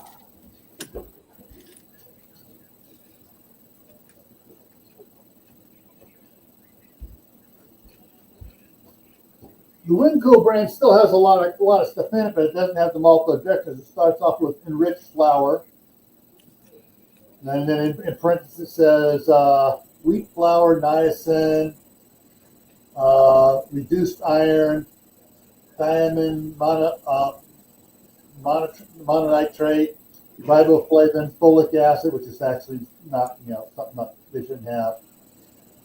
And it has soybean oil, citric acid for freshness, salt, contains less than 2% of leavening, baking soda, yeast, malt barley flour, and sodium sulfate. All of which the other ones have, all that, and they have some other crap in there as well, plus the maltodextrin. So at least they when they come over, they kind of like the Winco saltine crackers. Yeah, I guess the real question is, enriched with what? The flour. Enriched flour, that gets them away from having to post other ingredients that another company put in the flour. Oh, it did. It had the everything in parentheses. That was the wheat flour, the riboflavin, the thiamine. That was that stuff that was in the brackets. Bushcraft. Enriched means they stripped everything out of it, bleached it, took all the bran out of it, bleached it, and then they added vitamins back to replace the vitamins they took when they bleached it and took the bran out. Yeah. Fake vitamins, petroleum-based vitamins. Bushcraft, you just came in on your side there, Tammy.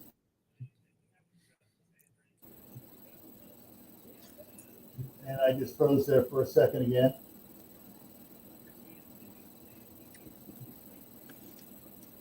So it took, with preheating the water and preheating the bottles a bit, getting them up to about 118, 120 degrees, it took about 40 minutes. Actually, it was a little bit less because I had to just the heat, the low heat on to heat the water up, but I didn't put the lid on until probably 10 minutes into the live stream. So it took about a half hour to get it up to temperature and venting steam long enough when we put the jiggler on. And now we have 20 minutes to go till we're done. Oh, still can't watch. So let me put that. Still can't watch it on your main account. Oh no, that's rotten. And got coming in on your side there, Tammy. Hi. Yep. Yeah, synthetic vitamins. Not as good as real vitamins. Yeah.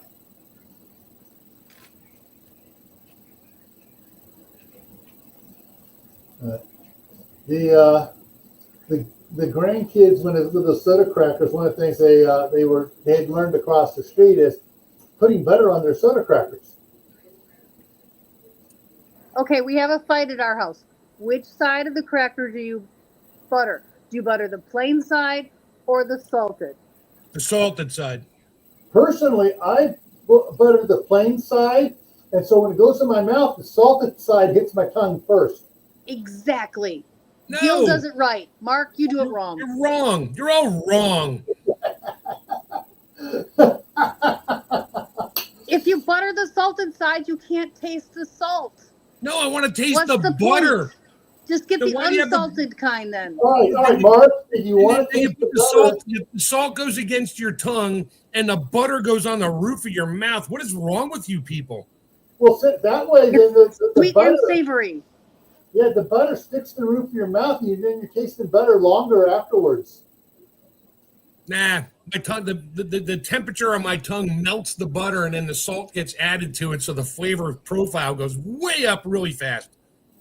Oh, but you've already salted the butter. If you're going to do that, Mark, just get unsalted crackers. Save yourself some time. Oh, no, I like the extra salt and salted butter. You like the high blood pressure. Yes, yes, very much so. It keeps me active. He's a drug addict. He goes for that hot shot there, boom, like a fresh hit. No, you have to have the savory salt and the sweet butter. It's sweet and savory that way. You have to have both.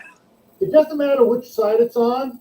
I always put it with the salt, with the butter to the top.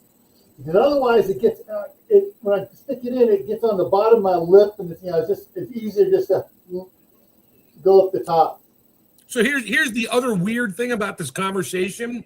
I literally thought I was the only one who put butter on saltine crackers. Oh no! I will go through a half a stick of butter and a sleeve of saltine crackers, just standing in the kitchen going, "Oh, that was good, just one more. Oh, that was good, just one more." And then I look down, I'm like, "Crap! Half the stick of butter is gone," and I went through a whole sleeve of crackers at 3 p.m, and now I'm not hungry for dinner anymore. Okay. Oops.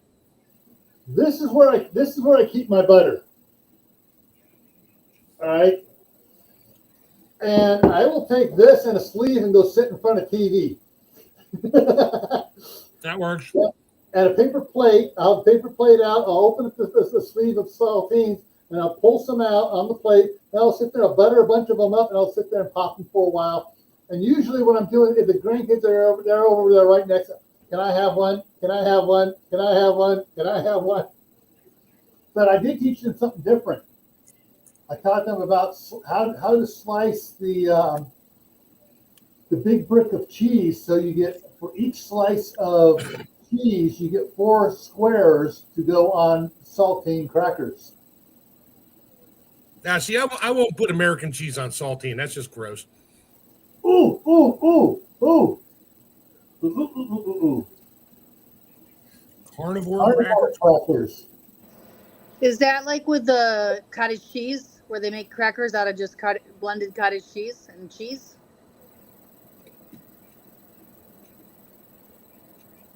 That sounds good, Mr. Charles.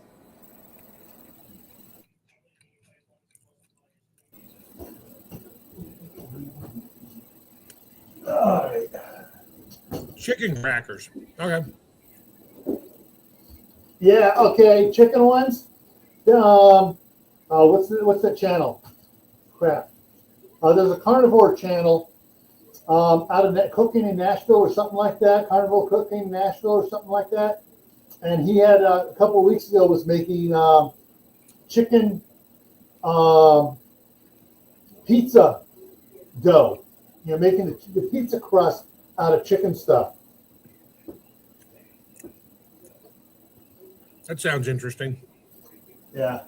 I've been getting a lot, since I've been following him, I'm getting a lot more carnivore and keto alternative stuff for so this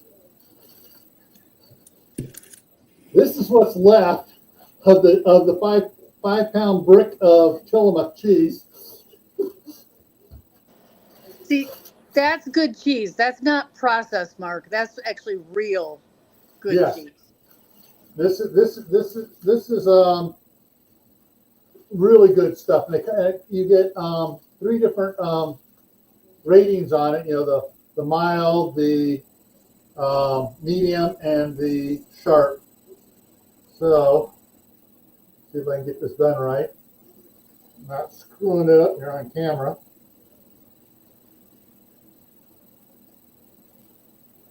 Okay, 1 slice. So, 1 slice. Okay. And I That's cut a it. brick. That's the brick, and I cut it in quarters.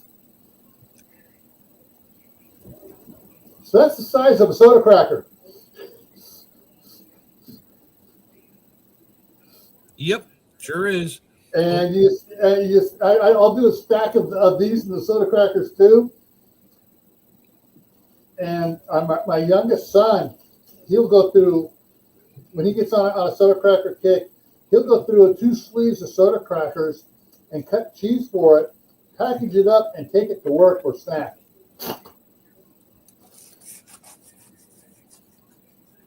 Homemade Lunchables. Exactly.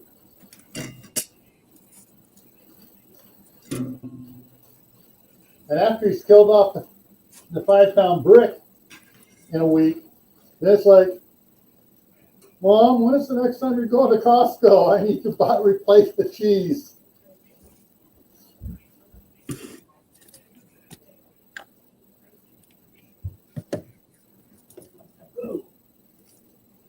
Speaking of which, since this is that's how much I have left of that brick, I need to go to Costco myself and get another 5 pound brick.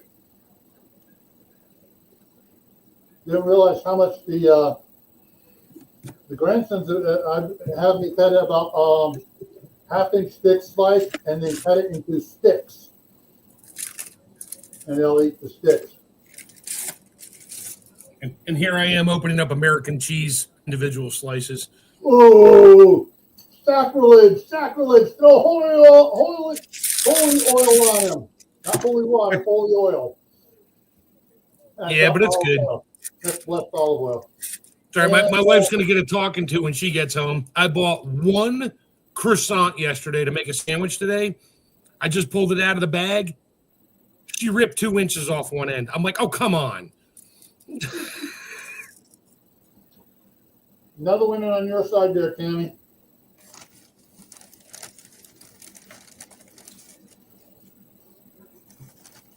Yeah, so we got about 11 minutes to go before I turn the heat off on this. We are currently holding, looks like we're still holding, walk around to the other side. Yeah, we're still holding, we're down to 14, actually it dropped down to 7, sorry, get my tongue untied here. It dropped down to 13 3/4 pounds. You're good. Yeah, I'm good for another 10, 11 minutes.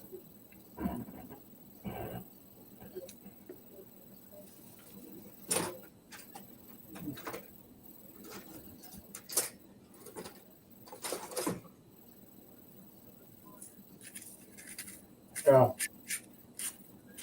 So this is my 2nd time pressure canning. And I've got taco meat in here for those who just came in. I did in the here.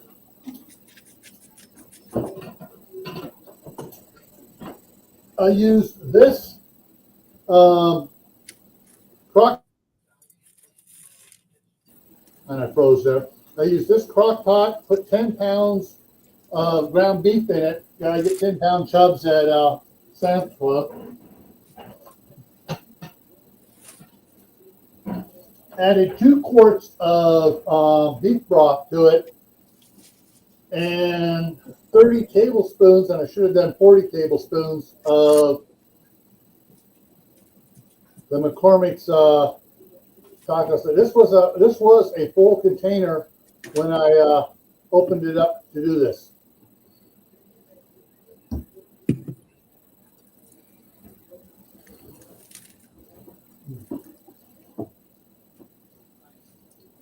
So yeah, it's oh,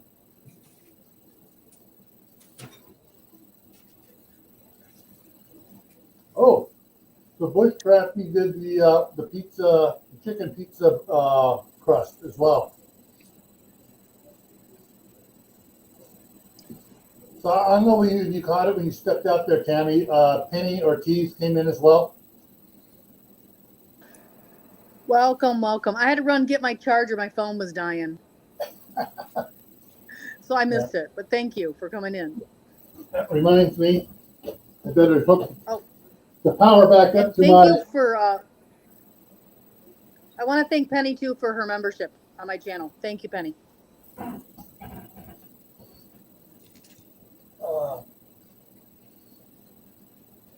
Yeah. Yeah, the for those came in, let me show them the other thing here.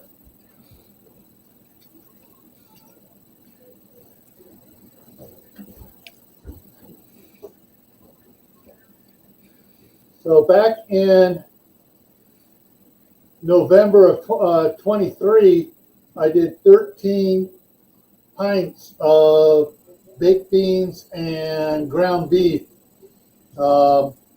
This was my first time pressure canning.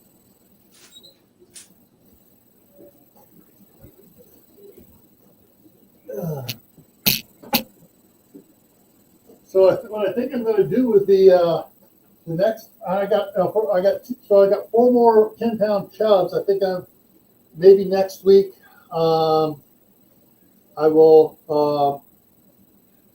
run the crock pot overnight, cook up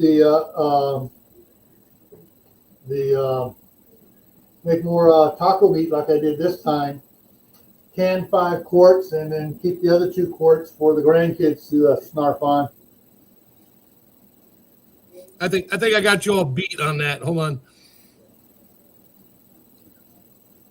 4 of 18 taco meat.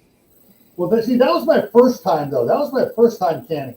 That was my first time making taco meat, and I still got 3 pints left, and we ate one about a month ago. Still good. Oh, so Penny went to the. I so want to go there. When my dad's aunt passed away back in the late 70s, we haven't been up there. She was left up near there. We haven't been back up there since. But I so want to go to the Tillamook Cheese Factory. I am really jealous. I've seen a tour of it. I want to go now so bad. So bad. Tammy, if you come out to the West Coast, there's 2 tours you got to do. You can hit the Tillamook up in Oregon, then you come down to the San Francisco Bay Area in Fairfield, the Jelly Belly Factory. Ooh. Oh, well, yeah. I have a place to stay in San Jose. So if I come out, I have to go to San Jose and then go everywhere from there. So. Well, that's the diabetes factory, right? That's the Ronald Reagan factory. Yeah. The diabetes factory. Yeah. Yeah. Yeah, their production just about doubled when Ronald Reagan became president, and he had Jelly Bellies sitting on the desk in the Oval Office. I'm old enough, I remember that. Yep. But we used to take the scout troop up there once a year because we get new scouts in, and the older scouts go, "Are we going to go again this year?" And so we take all the new scouts up there, tell their parents, yeah, you can come along too, but you're going to get bugged. Mom, can I get this? Mom, can I get that? And then of course they did have the challenge kits there for the Hogwarts jelly beans. You know, the bar pros, the barf, the earwax, you know, the cow pie, whatever, you know, gross tasting jelly beans.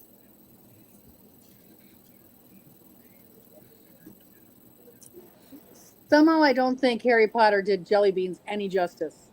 Just saying. No. Earwax, no. Sorry. So Penny's 55 miles from the Tillamook factory. If I come out to Tillamook, I will definitely get a hold of you and we'll meet up. I did the Cabot Cheese Factory in Vermont a bunch of years back with the family. That was fun. Just these giant 400-pound blocks of cheddar cheese sliding down the assembly line into the cutting room. That was cool. If I go your way, Mark, I'm going to the Hershey factory. Just saying. If I get back to Pennsylvania with nothing else to do, I'm going to the Hershey factory. Yeah, they don't. The tour isn't in the actual. It's just the old. It's like a museum now with a little roller coaster that goes through, and they give you a little tiny Hershey bar when you're done. I've done it a bunch of times. It's like, okay, whatever. It just is something I've wanted to do since I was a kid. But right. My mom toured the Hershey factory when she was young, when they actually let everybody in the mixing room with the women working there, stirring the giant pots of chocolate. Ooh. I think that ended in the 70s or 80s. No more tours in there just because there was too much insurance issues going on. Yeah. I went through the Kellogg's cereal factory back when you just put on a little hat and a thing and a gown and you walk through. Yep. Right next to where they're making it, like you can reach out and touch it. Oh, at the end, they gave you cereal and a glass of milk to put on your cereal to eat before you left. And there's like a little cafeteria, and you just made your cereal and you sat there and ate it. All right, so now Des Moines is another place to go to too. They have tours. I gotta take my dog out. I'll be back in a minute. Yeah, we got a couple minutes and it'll be done.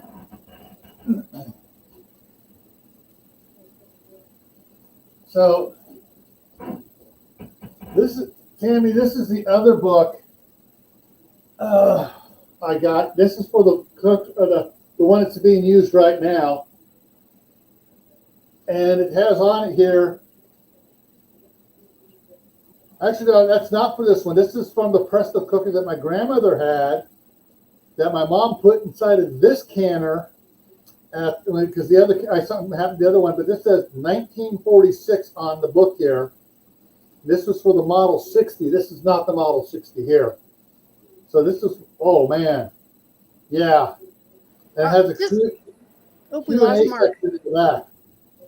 Just take that with you when you're having the other one scanned to a PDF, and you know what to do with it. Yeah. Wow. Okay. Yeah, a copyright 1946 National Pressure Cooker. Inside. So the National is actually related to the All-American. Yeah. But see, this says on it, it says National Presto.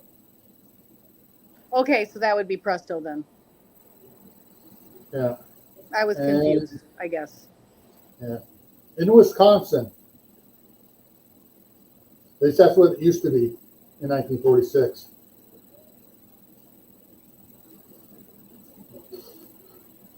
I love this. I love these pictures.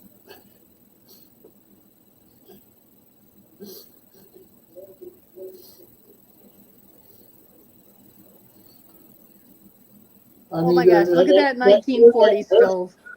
That hairstyle is so dated to all the movies I used to watch. Ginger Rogers. Well, and she's wearing her house dress, her house bra. But yeah, this is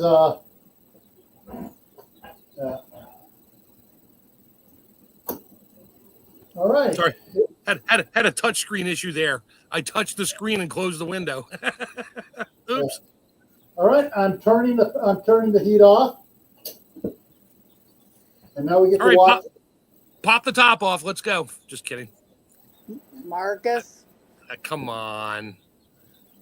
Mark, I'm a Boy Scout. Yeah, me too. Yeah, Between the lines. I can always read between the lines.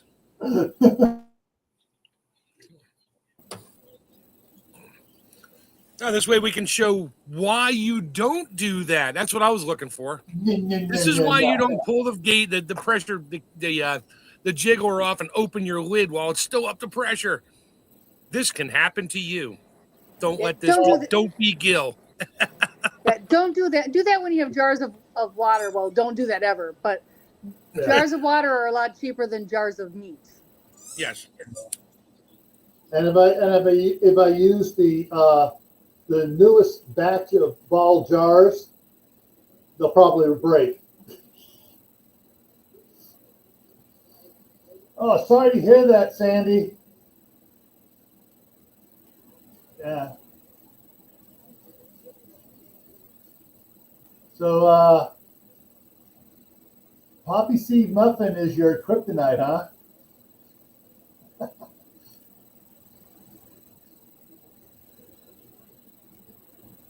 All right, so now we'll see how long it drops here. And yeah, you can see, let me aim it a little bit differently here, because it is actually, it's dropping already. It's down 12 and a half, and I can see the gauge slowly moving. Yeah. Yeah. What's the temperature in your kitchen? Like in the 60s or 70s? 68 should be. Let me check the phone. Yeah, 68 on the thermostat. That won't be too bad. If it's really cold there, it'll drop quick. That's when you got to be careful. Yeah. I got a fan over there blowing down the hallway from up near the ceiling. And I got another fan blowing air in. So I got a fan. Let me get this here. So I got a fan right there blowing cool air over onto the thermostat, because otherwise the thermostat will never, the furnace will never come on. And up there, I got one blowing the warm air down the hallway to the back bedrooms. So, all right, yeah, now we're down below 12, a hair below 12.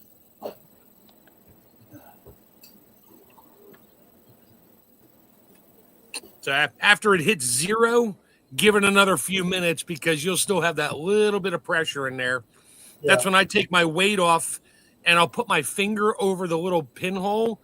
And if it's still pushing on it, okay, I got pressure. If it sucks my finger in, then the temperature is lower, and then you can just let it vent itself out. And yeah. Well, Gil give himself a facial. Yeah. Actually, yeah.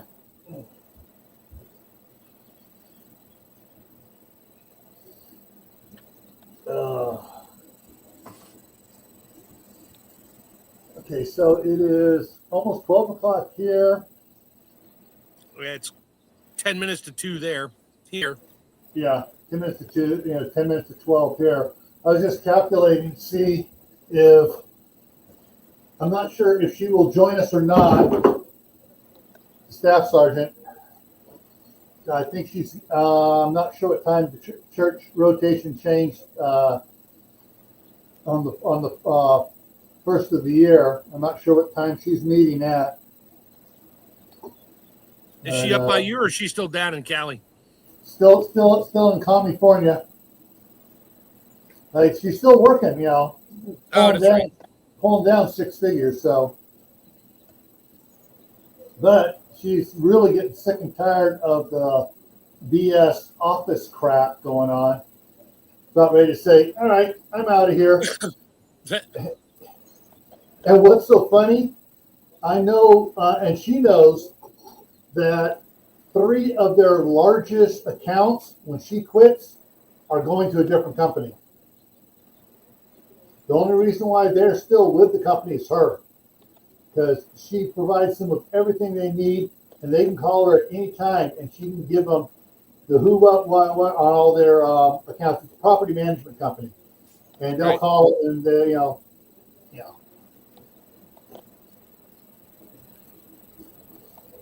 Oh, Tammy, here.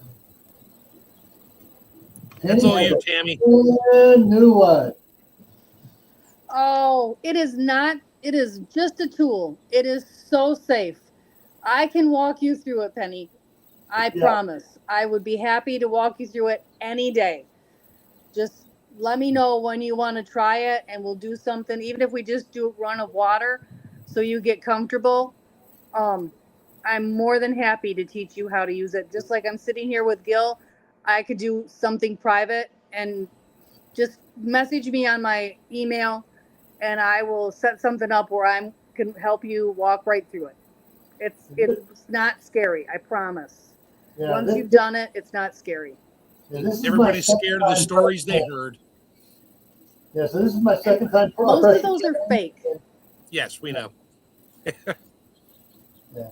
This one's a little bit different because I had cooked the meat and stuff up last Sunday, jarred it and put it in the refrigerator, and so I had to bring the jars of meat back to room temperature and warm them up a little bit before doing it. That was the only thing different from normal canning. But it wasn't that much of a problem. It worked really easy, and yeah, this just watching the gauge and stuff is is one of the things you got. Once you have the gauge set, it works good. So Tammy, I put hot food in my jar the other day and put it on the counter, and all the lids went ping. Does that mean it's magically preserved? No, Okay. I'm sorry. No. Yeah, I know. No, Mark, I it's just not. I like to mess with you on that one. Unless you were intending to open kettle, then they're magically preserved, but that's only for a very few ingredients. Yeah. Individual ingredients, not mixes of things. I love it when I buy jars in the store in the wintertime, and I carry them out to my car and I put them on the back seat, and I'm driving down the road, and all of a sudden the lids are going blink, blink, blink, blink, blink, blink, blink, blink, blink, because the air inside is shrinking up a little bit because it's cold, not hot like in a store. And then I take them home and put them on the floor, and all of a sudden they're going blonk, blonk, blonk, blonk, blonk, blonk, all popping back up again. And they do that, and people know they do that, and then they're scared to reuse a lid. Like, yes, you don't know how many times that lid is sealed and unsealed itself due to temperature factory. changes. It's not any different than using it one more time if it looks perfect. But that's just my personal opinion. What do I know? So Kaylin's stove shuts off. It's got to be an electric stove. Yeah, electric stove, flat top. Yep. Worst thing these days is the new flat top stoves. They all have built-in thermostatic control, so it doesn't overheat the glass. That's why when you turn them on, you're watching the glow turn on, turn off, turn on, turn off, and you'll never get up the pressure on the new glass smooth top stoves. They won't do it.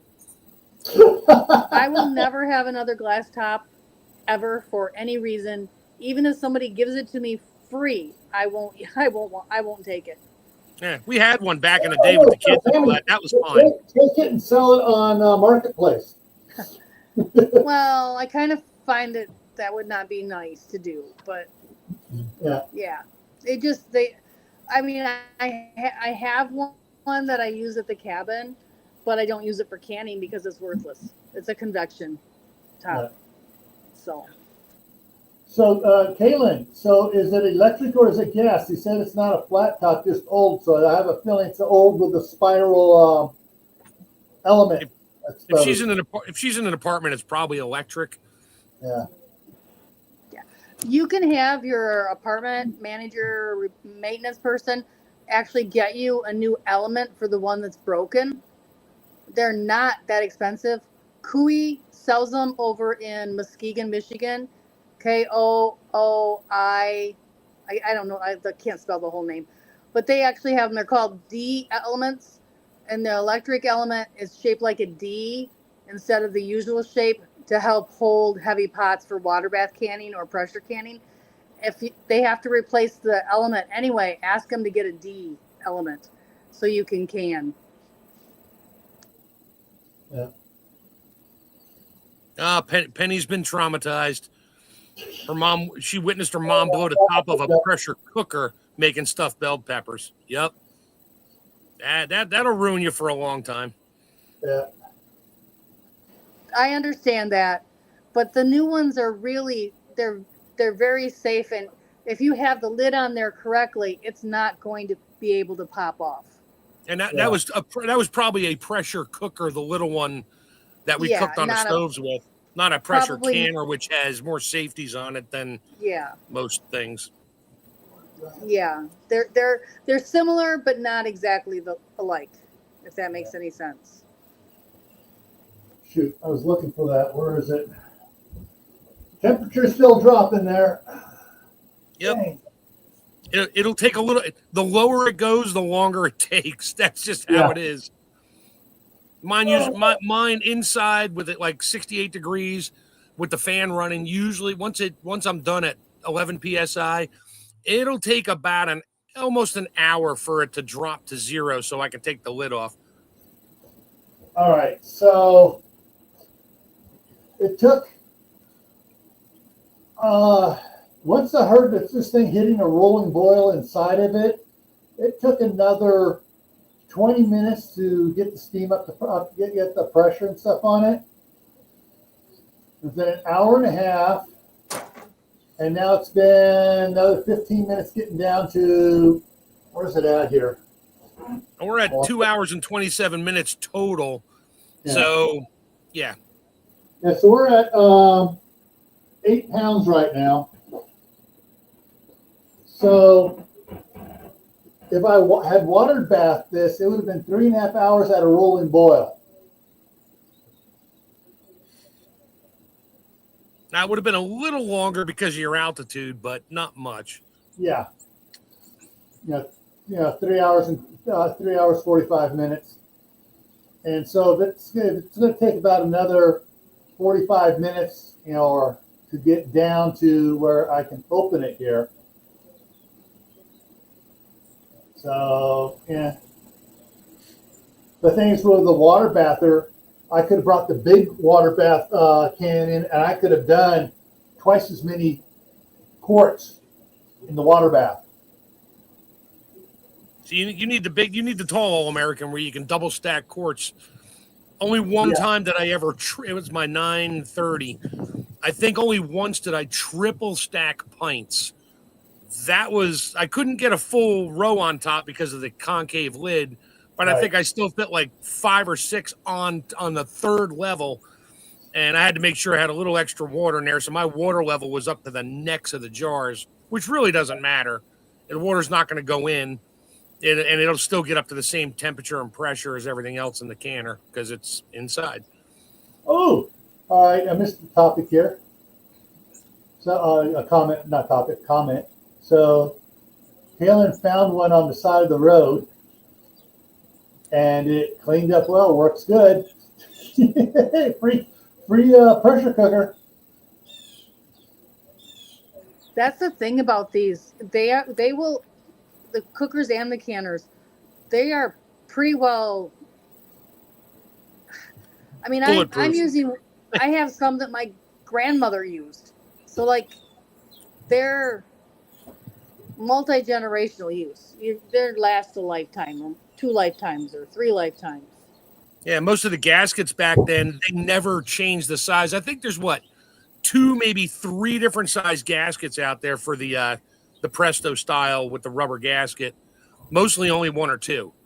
I think there's a couple you just can't get anymore from really some off-brand ones from back in the 50s where, everybody was hopping on board and had to make their own. And now you just can't get the gaskets anymore. So, yeah, I thought I have it somewhere. Unless I put it in, put it out in the shop. My wife's pressure cooker she got from her grandmother was the lid would go, it dropped down in. It had a half moon lip on the far side and then locked on the front side.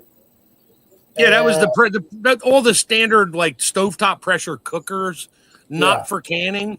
They all did the same. Most of them did the same thing. The Revereware did that. It had the big lip, like almost 180 degrees around the far side. You put your lid underneath it, and then when you push down, it seals the gasket, and you rotate it to lock it in under the handle. It has that little metal clip under the handle, and then it just sits there. And then you set your little gauge thing. It just has the weights that lift up and down, the little rotator knob. Actually, it has a flapper. Flapper. Yep. One on it. The first time my wife used that, Get it. she was 19, and she was at her grandmother's house, and she was doing some potatoes, cooking potatoes, and no one told her she had to wait until it's depressurized and to lift the flapper thing up to lift with a knife to let it depressurize and stuff, and she popped it open. And shot potatoes all over the stove. Nope. It popped open. It opened up about 2 inches at her and scalded her arms. All right, now you're scaring poor Penny again. But that, like I said, that was the pressure cooker, and no one told her how to use it at all. Right. And she'd seen her mom using one, but I have to let it sit. She saw her mom use one. Was told I have to let it sit now to cool down before I can open it. See, that's where my mom, she would literally, when the potatoes were done, her timer went off. She shut the stove off, left the weight thing, the little flapper weight on there, turned the water on the sink, and then just took the pot over to the sink and ran water over the bottom of the pot. Now, whether or not she buckled it a little bit, who knows? And then it cooled it down. She could pop it right open. So I understand the physics there, but you're also not canning food, so you're just dropping the pressure down. I guess her mom did it that way. She always did it that way, and I never saw a problem with it. But you can buckle the bottom of your canner. Oh, no doubt. Yeah, that's why you really shouldn't do that. Yeah, I mean, it was Revere. It was thick. Plus, so the water you're pouring on there can vaporize into steam and actually burn you too, because it can get the canner itself can heat that water right back up. Right. Wow. Oh.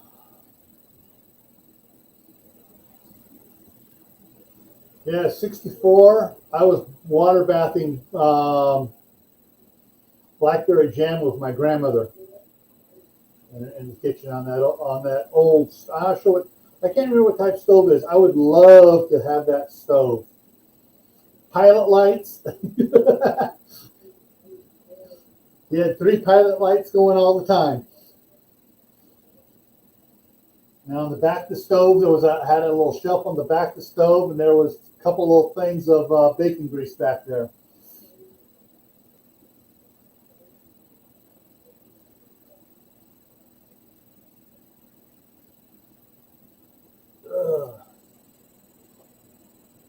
All right, so we're getting down to 6 pounds. Man, I'm watching my grass grow in my backyard faster than that gauge is going down. Yeah, it's at 6 pounds. So it's sitting right on 6 pounds. So. Yep. Gonna be a few. It is still very, very hot. Well, yeah, it's above. If it's above 212 still, because you're at 6 pounds. Yep. You probably still hear some noises coming from the inside. Yeah. Yeah. All the jars are screaming, "Let me out of this prison!"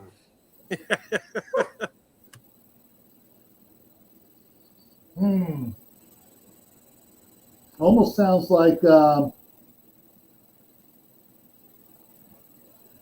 something's bubbling in there still. It's almost like a deep bubble. It's like, okay, are the jars trying to vent? Good thing I left, and did an 1.25 inch headspace on those. I was a little nervous. I did 1.25 inch.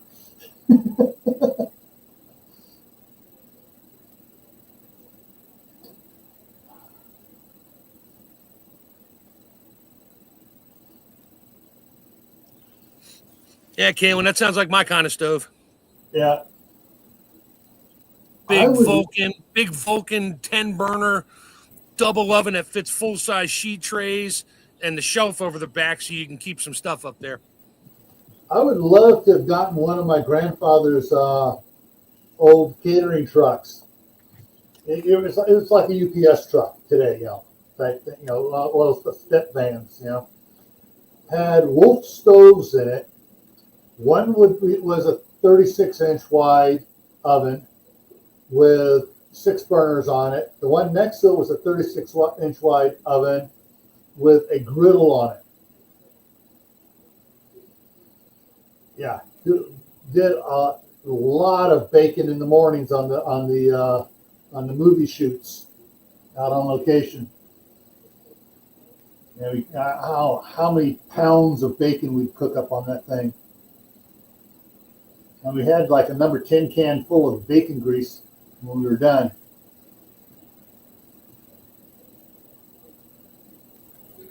Nothing wrong with a can of bacon grease. Nope. Get it? Well, it's funny. A couple times not sure who they were. There's some of the guys from the crew, not the cast. The crew would come over. Hey, you got any bacon grease left over from this morning? And I was out there with my mom during the summer. I worked with my mom during the summer out there, and she goes, "Yeah," and she'd have the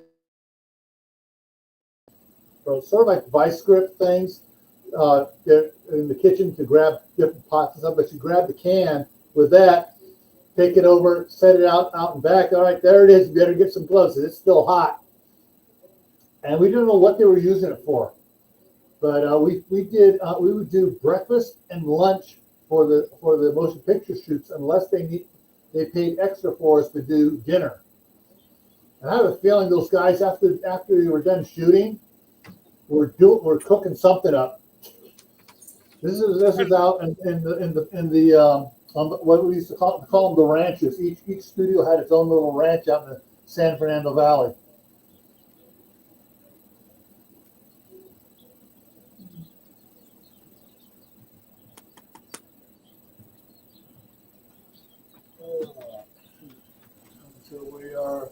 We're at 5. I'm slowly dying. Yeah. This is more nerve-wracking than waiting for it to come up. That's why pressure canning is not a quick thing to do. And that's where people make mistakes. They try to shortcut the time. No, and then they'll be like, well, I don't have time for this. And they'll just leave it overnight, come out in the morning, it's done. They pull it out, and then Tammy knows that's when they call it flat sour. Your food actually gets funky because it stayed in there way too long. That usually happens more with water bath, though, than with pressure canning. It's typically a water bath problem more than a pressure canning problem.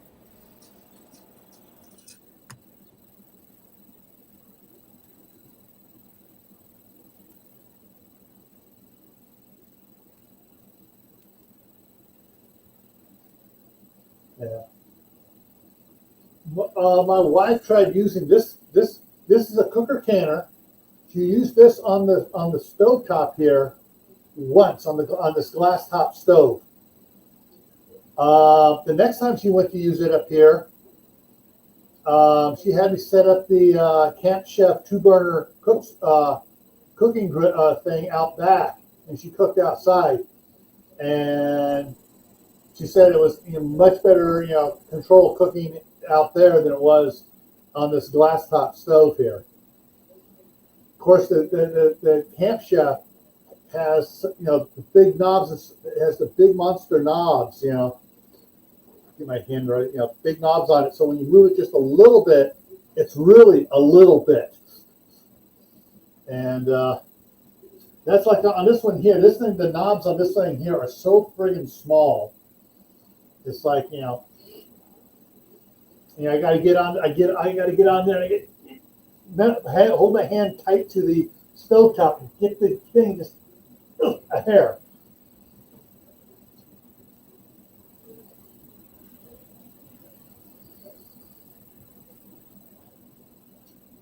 But when I'm going to do this, when I'm not doing this live, what I think I'm going to do, I think I'm going to like if I'm working back on my computer and back, I think I'm just going to run the cable back there with the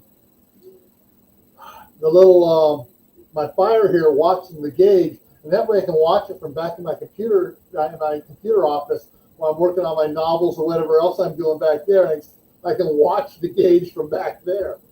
That's what I do with my extra Arlo cam. I just put a pot next to it on the stove and aim it at it, and of course the motion detector goes off constantly because of the jiggle, but I can sit there and stare at it.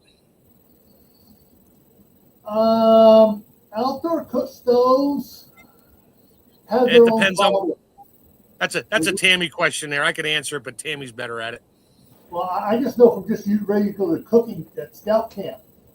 Yeah, well, no, you don't want to do it on a turkey fryer. That's no, not good. No, I'm not talking turkey fryer. I'm talking the camp chef stoves like we've used this even those your BTUs are excessive, and you could, you got to be real careful with those stoves. But the problem I find is once you have temperature set, the wind becomes a problem. It's not it's the wind. It's not that. It's the bringing it up to temperature. It can be much too fast, and you could start venting your 10 minutes before the contents of your jars have reached temperature to equalize it yet, because the BTUs are so high. So sure, you can do it. You just gotta be really diligent and slow about it. You can't hurry it up. You just can't make it go faster. Yeah, there's a lot of factors that go into that, but it's not safer. It's just a lot harder to do it outside. It'd be a lot easier for you to do it inside, where you don't have the wind, where you know your stove is the right BTUs for cooking on those appliances. It's just a lot we'd have to discuss to see. But for the first time, probably inside would actually be safer because it's a lot easier to do. Yeah. Yeah, the new stuff said, what's her name? Tammy just said some of the newer stoves don't work as well. Yeah, that's because most of your newer stoves you're thinking of are either flat glass flat tops or even electric, and there's so many more safeties built into them now. It won't let you get above a certain temperature of the coil, which can hinder bringing your pot up to pressure. Then you got to get modifications done. I have a gas stove, natural gas in my kitchen. And I mounted my hood high enough so I could fit my 930 under there and still have space to spare. And there's that. There's just a lot of mini things there. Most of it's for home safety for people with the new stoves. They don't want you forgetting about something and melting your aluminum pot into the stove. And yes, I have actually seen that on an electric burner, but a long time ago. But that's just the aluminum crappy frying pan thing that somebody forgot about and almost burned their house down because they walked away. Don't walk away. Yeah. So one of the things that Tammy, you're on mute still. I have to go. I promised someone I would call her between 1 and 2, and it's already a quarter after, and I'm sure she's very anxious. I apologize, but we'll be here. Got to keep my word. So I got to go. We'll be here. We're still on. Come on back. Yeah. One of the things that my wife wants to do with this kitchen here, and okay, she's frozen that, so let me go ahead and just drop her down that way till it actually goes away. So this kitchen here, my wife wants to, sometime after she's up here, get a contractor in here and rip out all these cabinets and get cabinets put in the way she wants. And so let me move around here. So up there. The dust collector. dust collector exactly. And so the cabinet would go. We would. I mean, for this stove, it's very. It would be very hard to use. It was very hard for her to use that pressure cooker on that stove. So that hood and everything it would go up. In fact, we just might eliminate the cabinets above the hood and just raise the hood up higher. That's one of the things we talked about. The other thing is on this side here, you can see there's no cabinets from that cabinet to the doorway here. We may put the stove over there somewhere, or put the stove on this side here, which is easy for me to plumb gas over this side from below. So, but yeah, one of the things we do, because all the lighting we have are these little ones with, we put 100-watt fluorescents in, not fluorescents. They had fluorescents in it. We put LEDs in there to get this to light up right. I put a 4-foot shop light up on top and wired it in. And over there, up on top, I got 2 4-foot shop lights up there. Usually, that's all I use in here because that is cheaper than the other ones, and it provides better light. And so, yeah, and we are down to a hair under 3, just a hair under 3. Another 15 minutes. Yeah. Yeah, your ceiling in your kitchen is not flat; it's angled. It's vaulted, yeah. Yeah, so that's its own. I have a flat ceiling in mine, and yes, there's a big space above it. My last kitchen in my last house, it was a vaulted ceiling between 2 rooms, so the stove wall actually had like 4 feet above it.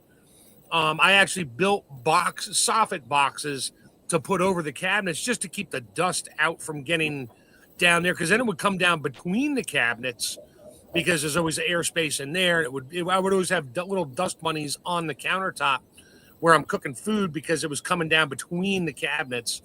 Yeah. So I just built soffit boxes over that and put my outdoor vent in. And all right, so on this one here, I'm going to do this on the other one here.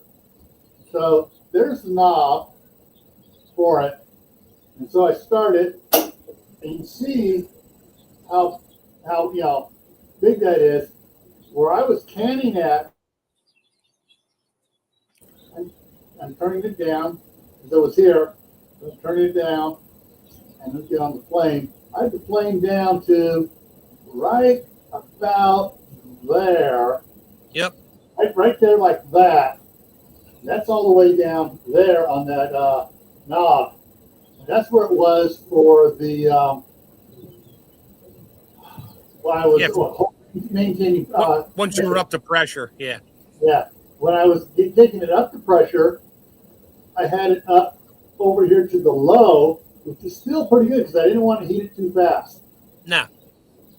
And so, and then once they get up to pressure, it's getting it up to pressure, which takes a little bit. Once it gets there, it doesn't take much heat to keep it at pressure. So that's where your stove just goes lower, and you just got to watch it and play with it a little bit, move it up and down a pound or 2 until it stabilizes. And even then, you got to keep checking it. So grab yourself a chair, Penny, and sit in the kitchen there, read a book, look some recipes up, and just keep looking over at it and making sure your gauge stays where it is. But Tammy will do that with you in person. She's good like that. One of the things we may do when we redo this kitchen, because there's, all right, so originally the stove was over here on this wall here, and there was another cabinet going down here, a deep cabinet like these monstrosities here.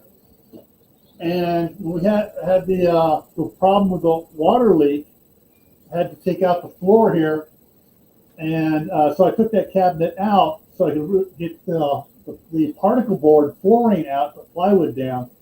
We just put one of those wire rack shelves here, and I didn't want the refrigerator over here, and so I moved the refrigerator over to where the other refrigerator was, next to the door going out. And then I put the chest freezer over there in that open space. there's a lot of open space in here. There's no cabinets above there. We'll be putting cabinets up there. And these other cabinets here, we'll get new ones. There'll be more space between the countertop and the bottom of the cabinet. And the cabinets will sit up higher and may go all the way up to the ceiling. But, and so we got, we'll have to figure out what design is going to work best for the kitchen for us. And we're down to 2 pounds. And, we're going to redesign this, kitchen so it's more ergonomic for both of us than it currently is. But this kitchen here, as it is a lot better than the kitchen we have in the house in California, that house was built in 1932. And it's a galley kitchen. Ugh. A narrow galley kitchen. See, I miss my cabinets in my old house because the upper cabinets were 14-inch, not 12. Yeah. And we moved into this house. They had brand new cabinets, and they're all 12s. My wife hates them. So do I. Because, the Corel dinner plates, the door barely shuts before it touches the edge of the plates. The other place we had was great. And you have to custom order 14-inch cabinets, and the price is like double. Yeah. So I told the wife, I said, we build the other house. I said, we'll just put regular cabinets in, cheap ones. I got the wood shop. I said, I'll just build all new cabinets. It doesn't bother me. I'd rather build them myself the way I like it. Yeah. I've modified these with slide outs and stuff just because the bottom cabinets, you can never get to what's in the back. So I created like a big drawer unit in the bottom of my island cabinet with full extension sliders that mount on the underneath, not on the sides. So I can slide those suckers all the way out, and she can get to all her glassware, all the stuff we use, and then push it back in and shut the door. Well, right now, let me back off so I can show you the counter here, the island. So that's the island. Yeah. And what we will do is, because it's at a point where the boys are getting too big for that, even the youngest one. So we'll make it about the same size as the bottom one, but up at the top of that one, and then we'll have doors on both sides. Yep. And it'll be pass through, so you can get the stuff from either side. And there we go. And it'll do that. So we're down to 1 3/4. Yep. But yeah, when it hits 0, give it another 5 minutes. Yeah. So yeah, hopefully, yeah, a 42-inch. I was frozen again. I found out my laptop does not have as good video card as the Kindle Fire does. That thing has that one has not frozen. This one frozen. The only reason why it is lagging on the Kindles because it's just because the way the long cable going back into the other thing trying to sync up to the other computer that it's hooked up to. So it's hooked up to a different computer, and it's just using this as a camera for the other computer. Oh, that's how you did that. Gotcha. Yeah. So, anyways, and if I go Wi-Fi on this one, use the Wi-Fi, it really lags on the Kindle. But yeah, it's we want to get a 42-inch stove instead of a 30-inch stove, and it has a griddle on it and 6 burners. Yeah. Yeah, it'll have what is it, 12-inch wide griddle or something like that? Yeah, it's like a 12 or 14-inch wide griddle, and then some of the Vulcans or the Crowns or whatever, the burner for your griddle is actually a broiler slide out underneath that, so you can broil like things in there, even though you're heating up your flat top. It depends on which model. I always wanted one, but now I'm like, yeah. I don't use a flat top enough, so I'd really rather just have the open burners. Yeah, the we were looking at, one of the things we were looking at was we were looking between the Vulcan, not the Vulcan, the Viking and the Wolf. And the Wolf stove is what, my grandfather had in all his stuff, and his brothers had the Wolf, Do some everyone down there in Southern research on California each one now.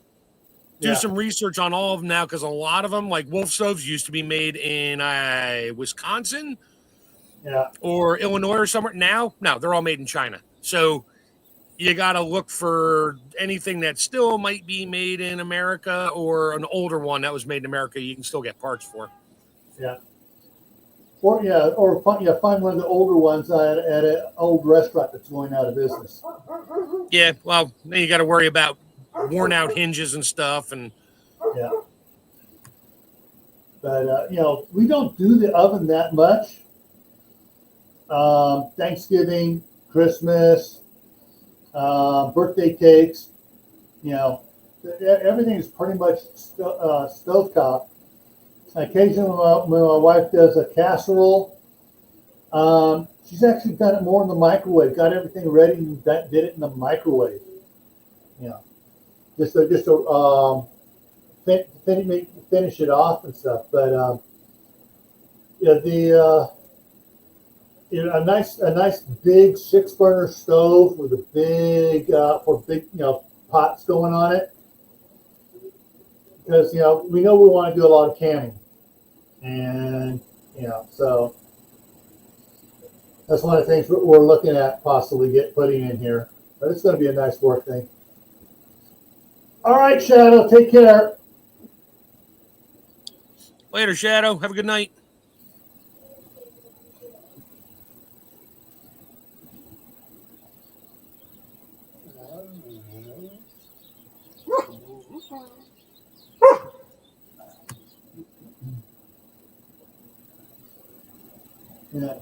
Yeah. Almost at 0. Yeah. The cabinets here they're a white pine that has been stained. So it's not a fir, it's a white pine. A white pine, a good white pine is a hard wood. But it's not an oak, and it's not anything else like that. But it's a lot lighter color, which my wife liked better than the doors on the one in California. But she likes the lighter color. She was thinking about going with an ash maybe. But we'll have to see what it is, and we'll have a cabinet company come in and build them. Yeah, the ones in California were so dark. I mean, she painted them with a antique white stain, and painted it and did the wipe off treatment. So it looked, it gave it really the antique look on it. But yeah.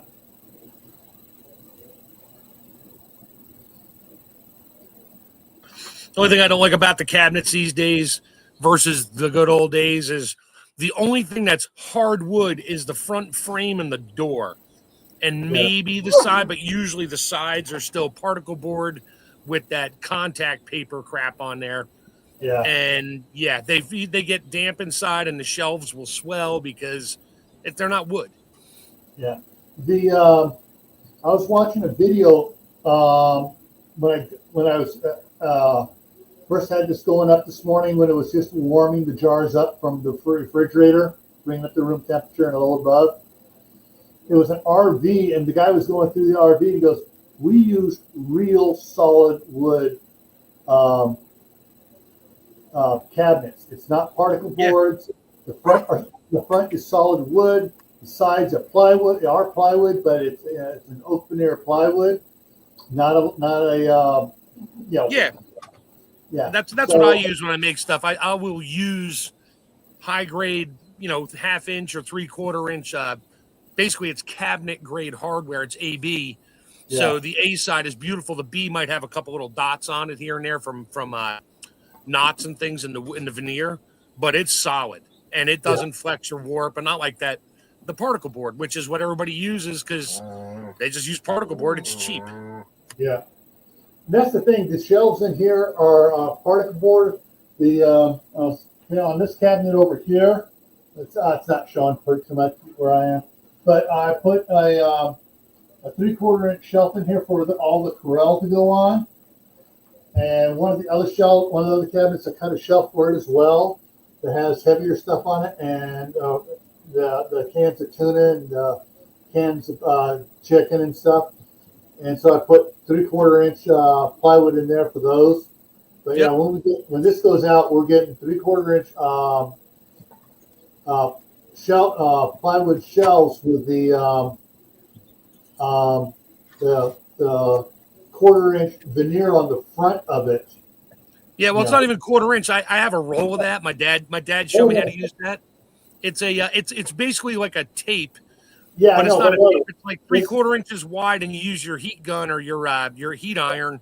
Yeah, and it glues it on, and you trim off the extra little lip on either edge. We're gonna get the 3/4 inch wide, 1/4 inch thick flat stock wood, and it gets glued. They glue it, and then they brad it on. Oh, I have an idea. I'm gonna take you upstairs in my old daughter's room and show you my built-in closet desk I made years ago. Okay, answer the question here. Where'd it go? The chest freezer. Okay. No, we will keep a chest freezer in here, and just put cabinets above it, because we don't want to have to go out into the shop to get stuff out of the chest freezer. There is a chest freezer out there already, but we want to keep the most of the stuff we use the most of in here, and the one out there will be a staging to refill this one in here, and then we go buy new stuff for the part of the rotation. So we stock the one out there, move stuff from there into here, use the stuff from in here, and the freezer above the refrigerator is small stuff. But like the boxes of pizza go in that chest freezer. The hot pockets for Eli go in the chest freezer. The frozen hamburger patties go in the chest freezer. But mostly it's vegetables in this one here. Let's see here.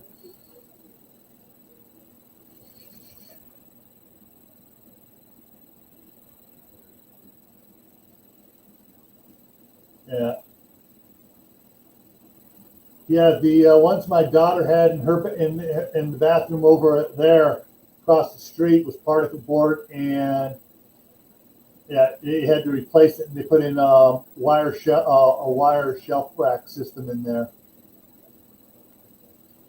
All right, Penny, take care.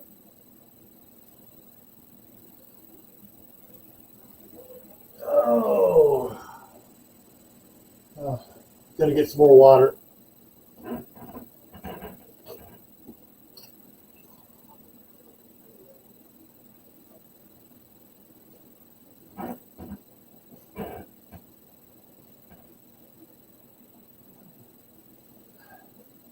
Yeah, it's I can still hear something bubbling in there. Yep, you're almost there. And it's sitting all right, it's sitting on the peg, but the peg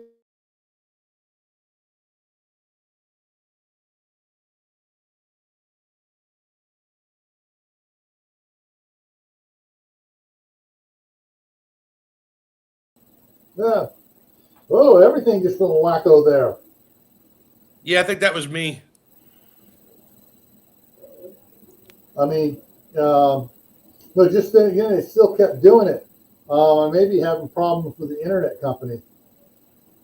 Well, so I built this for my daughter years ago, and I made custom little slide outs, which stick now, for putting her desk down. Right. And then, but all the drawers I did are full extension. They're all 1/2 inch plywood. And the veneer I'm talking about, I put on the edge here. It's a little dark, Right. but yeah, you just use a heat iron, and once it's on there, you just shave off the edges that overhang it a little bit. But I don't know if I'm going to take this with us when we move. I might, or I might leave it. I don't know. I haven't decided yet. But that was a fun one to get up 2 flights of stairs to put in. 2 flights of stairs, that kind of dictates leaving it. Yeah, but I probably got about 40 hours into that thing. Yeah. And it fits perfect in the closet. Unfortunately, you lose the closet space. She had a little space on either side to hang stuff, but she didn't have much to hang, so Yeah. everything went in the drawers.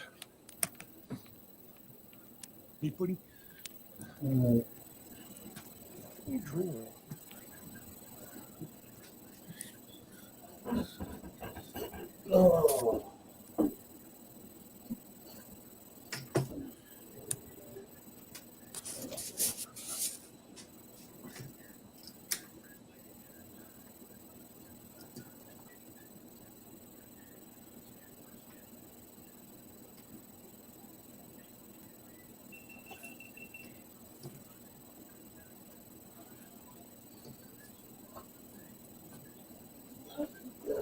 Out of the way.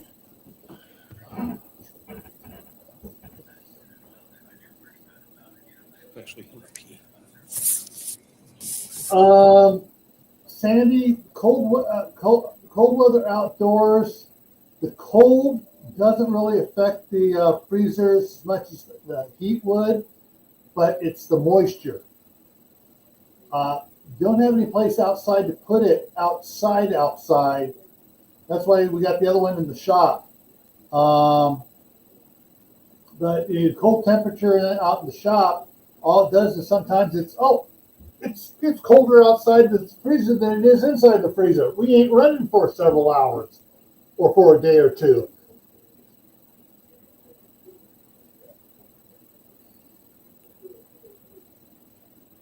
But also sometimes in the summertime, it's a lot hotter in the shop than it is in here. Of course, once I finish getting the walls insulated and getting the OBS up on the ceiling, and I get 12 inches of blown in insulation out there, then it'll be a different story. As far as the heat and cold differential goes.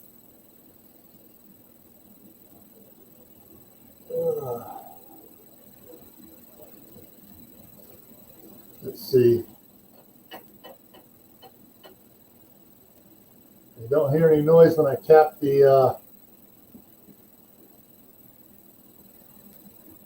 jiggler, but I can still hear bubbling inside. So. Oh, you're probably going to still hear some bubbling. Yeah. I mean, if you gently lift off the weight a little bit, if you still hear air hissing out, then just put it back on. You're not going to hurt anything for a second or two. No, I don't hear anything. All right, take it off. Take it off, put it on the counter. Just let it sit for a minute. Okay, it's balanced.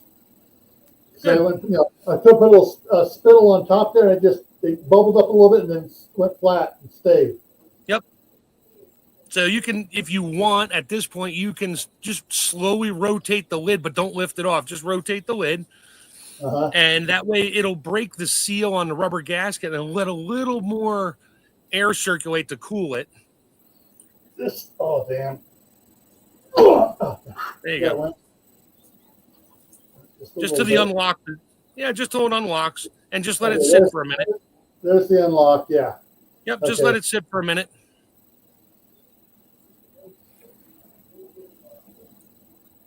That's one thing I like about the All-American is that once you undo the screw things on it, you're not having to try to. And there I froze again. Yep.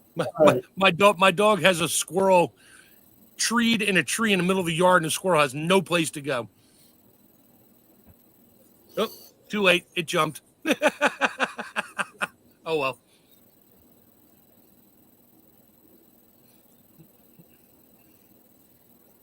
Not moving yet there, Mother. We will be building out at my property here. We were going to start early this year, but it may either turn into late this year or early next year.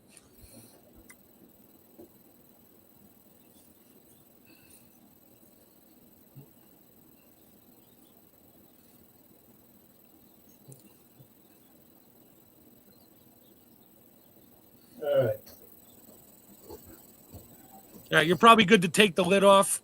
When you lift the lid straight up and tip it away from you to let the steam not get you in the face. And just hold it there for a few seconds. You'll start to hear things happening again inside the canner as the temperature drops pretty quick. Well, before I do that, I'm going to start setting some stuff up here. Some towels out, so when I do put bring them over here, I have some place to put them. There we go. There you go. And I'll set it over there. Let's see what this thing here does. Is that all the way? No, there it goes. Yep. Tip it away from you. Tip it towards the screen so the steam blows away. You might want to put.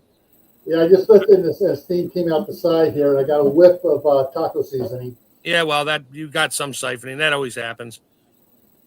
There you go. This over here on the sink here. Yep. Let's see. You got your little jar grabbers? Yeah, I got it. Got them.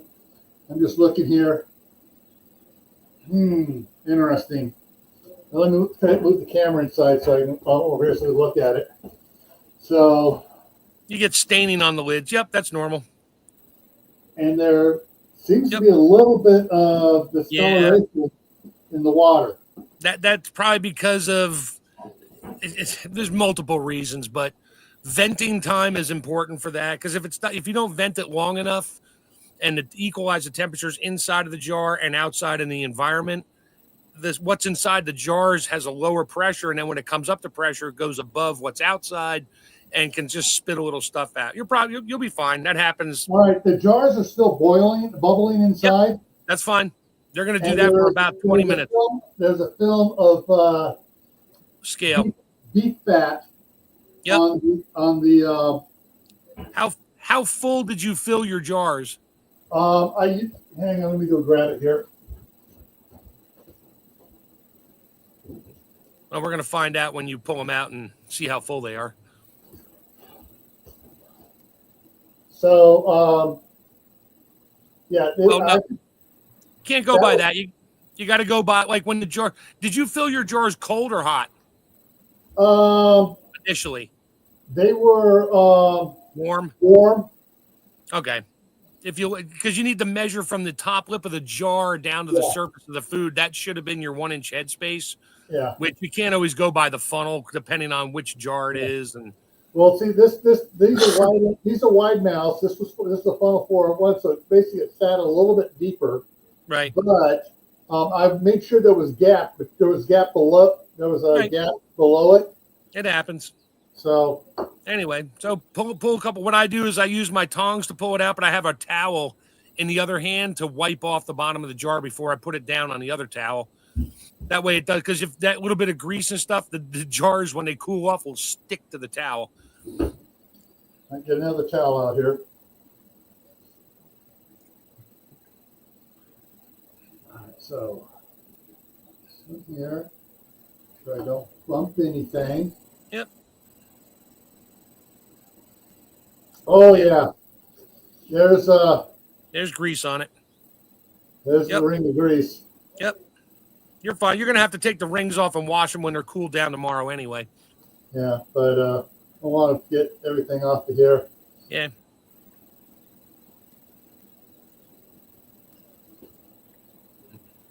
Okay. The top of the liquid is below the glass lip. Yeah. You're probably fine. When that stuff heated up, though, it expands. Yeah. And that's why you need to leave a 1-inch headspace, because when it gets hotter and hotter, it expands up, and that's when you can get some siphoning. Now, high grease content, you're always going to get some grease siphoning, but the 99% lid will seal after it cools down, and you won't have any issues. You just got to make sure tomorrow when you wash your jars in warm soap, wash just under that lip of that lid to make sure you get all the grease and crud out, or it could start to smell in your pantry over the next couple months. And don't worry about all those air pockets in there. That happens. That's normal. Yeah. Well, it's got a lot of liquid in there, so. Yep. It'll harden. Well, you've done it before. It'll harden up like paste when it's cold. Yeah.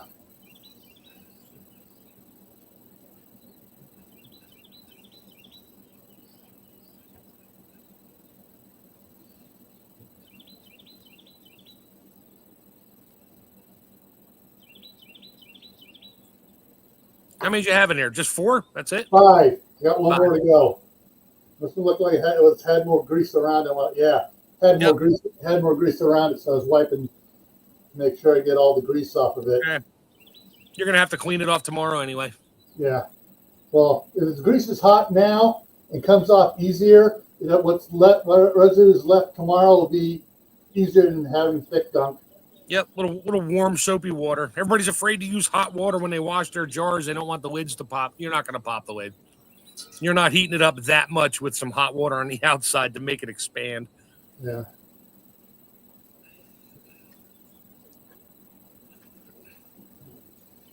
Yeah, and just let that thing sit there for a while before you dump it down the drain. That hot water could do damage to your PVC trap. Well, yeah.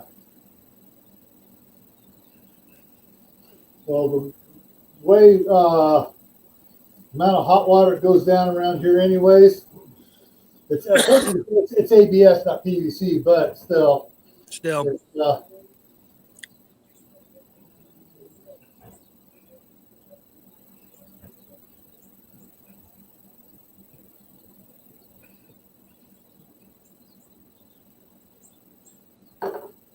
and there you go. Yeah. Not including prep time, but the minute you started the video feed, you're at 3 hours and 17 minutes. Yeah.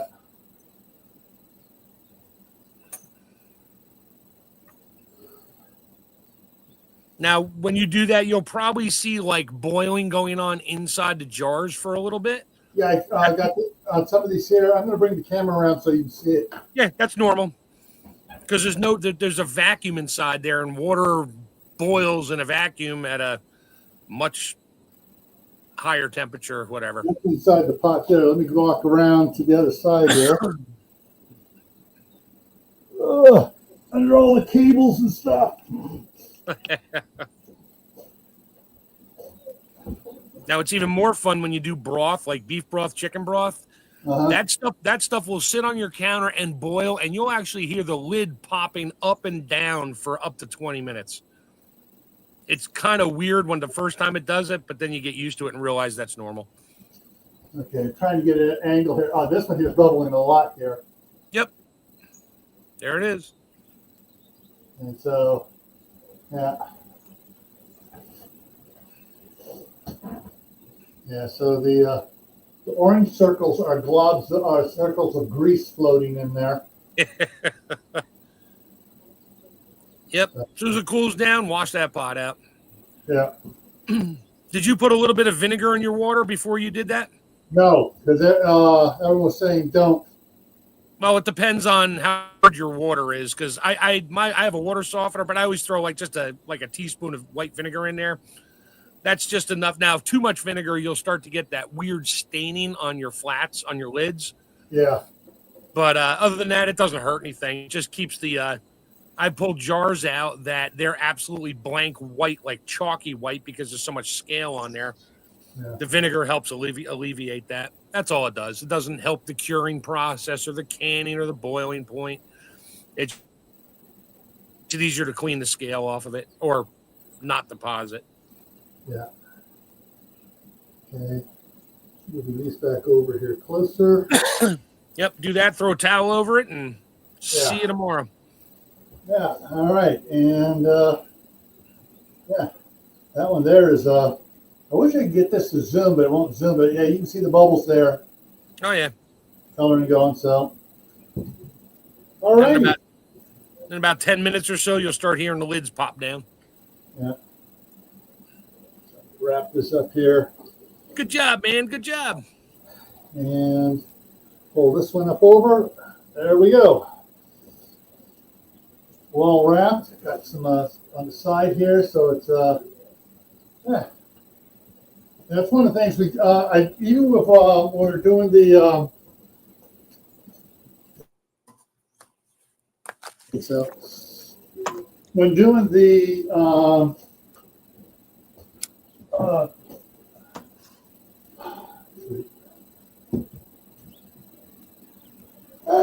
there I am.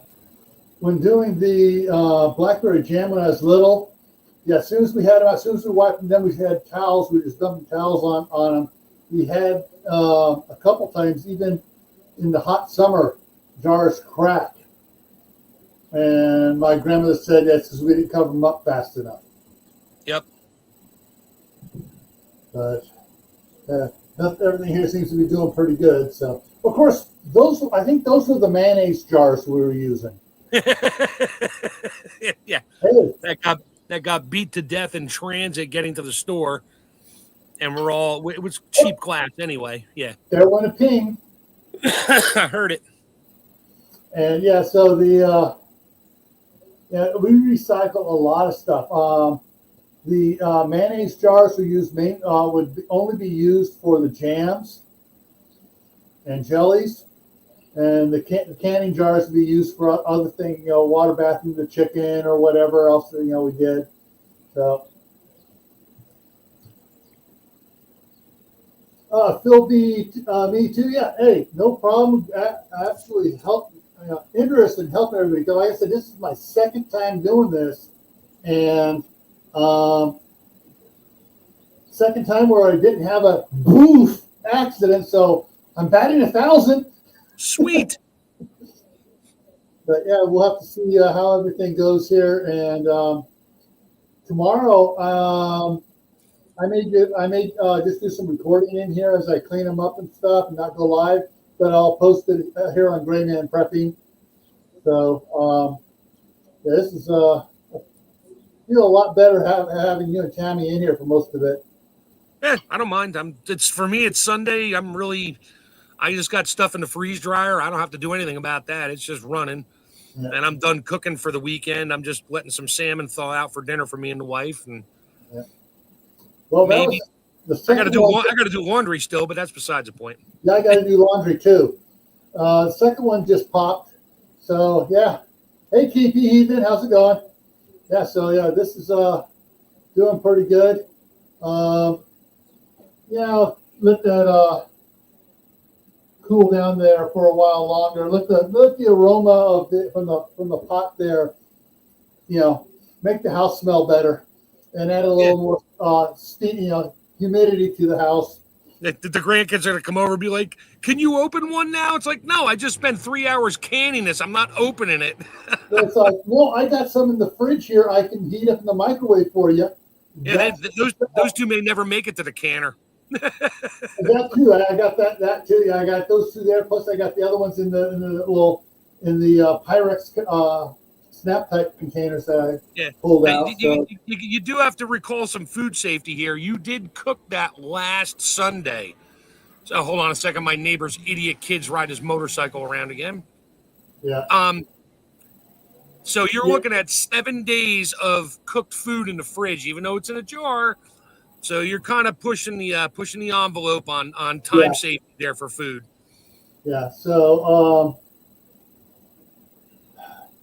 I may as soon as I get this clean, I may go ahead and can those other 2 jars and do 3 jars of broth and get those done this afternoon.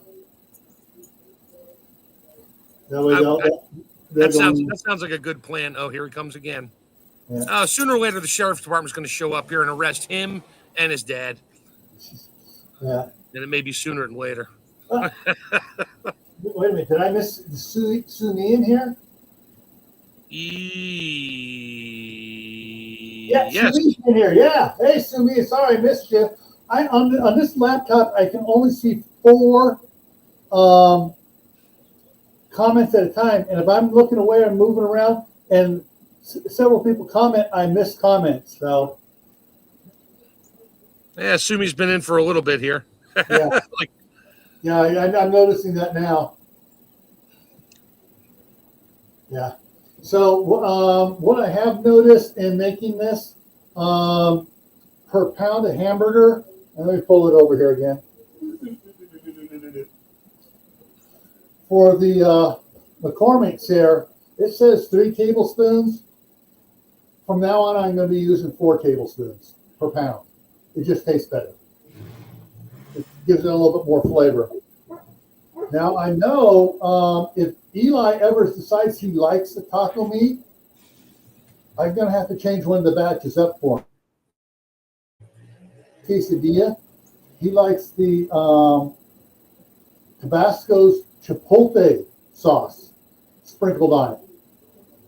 Inside the quesadilla, he likes hot sauce. So if he gets what he likes this, I'm gonna have to do a batch with the Tabasco in it. And if he really likes it, then yeah, well, Oliver and Danny won't mind it too much. Aiden's is the weenie when it comes to hot sauce, hot spicy food, but he's slowly learning to like some stuff, some taco meats and some the toquitos, the little toquitos and stuff. He goes, it's spicy, but I like it. Yeah, now. Whereas before he didn't even like eating it. So, all right, folks, we're going to wrap it up here now. And I want to thank everybody for coming in and sharing this experience. And if you have any questions, you can email either me at, hang on, where is it? It's in the bottom of the description of the video. But I use the same email for both channels, Camp Pat and Family Compound. Or you can email Tammy at rebelcanners@gmail.com. All right. So everyone, thanks for coming in, and have a good rest of your Sunday. have a good one.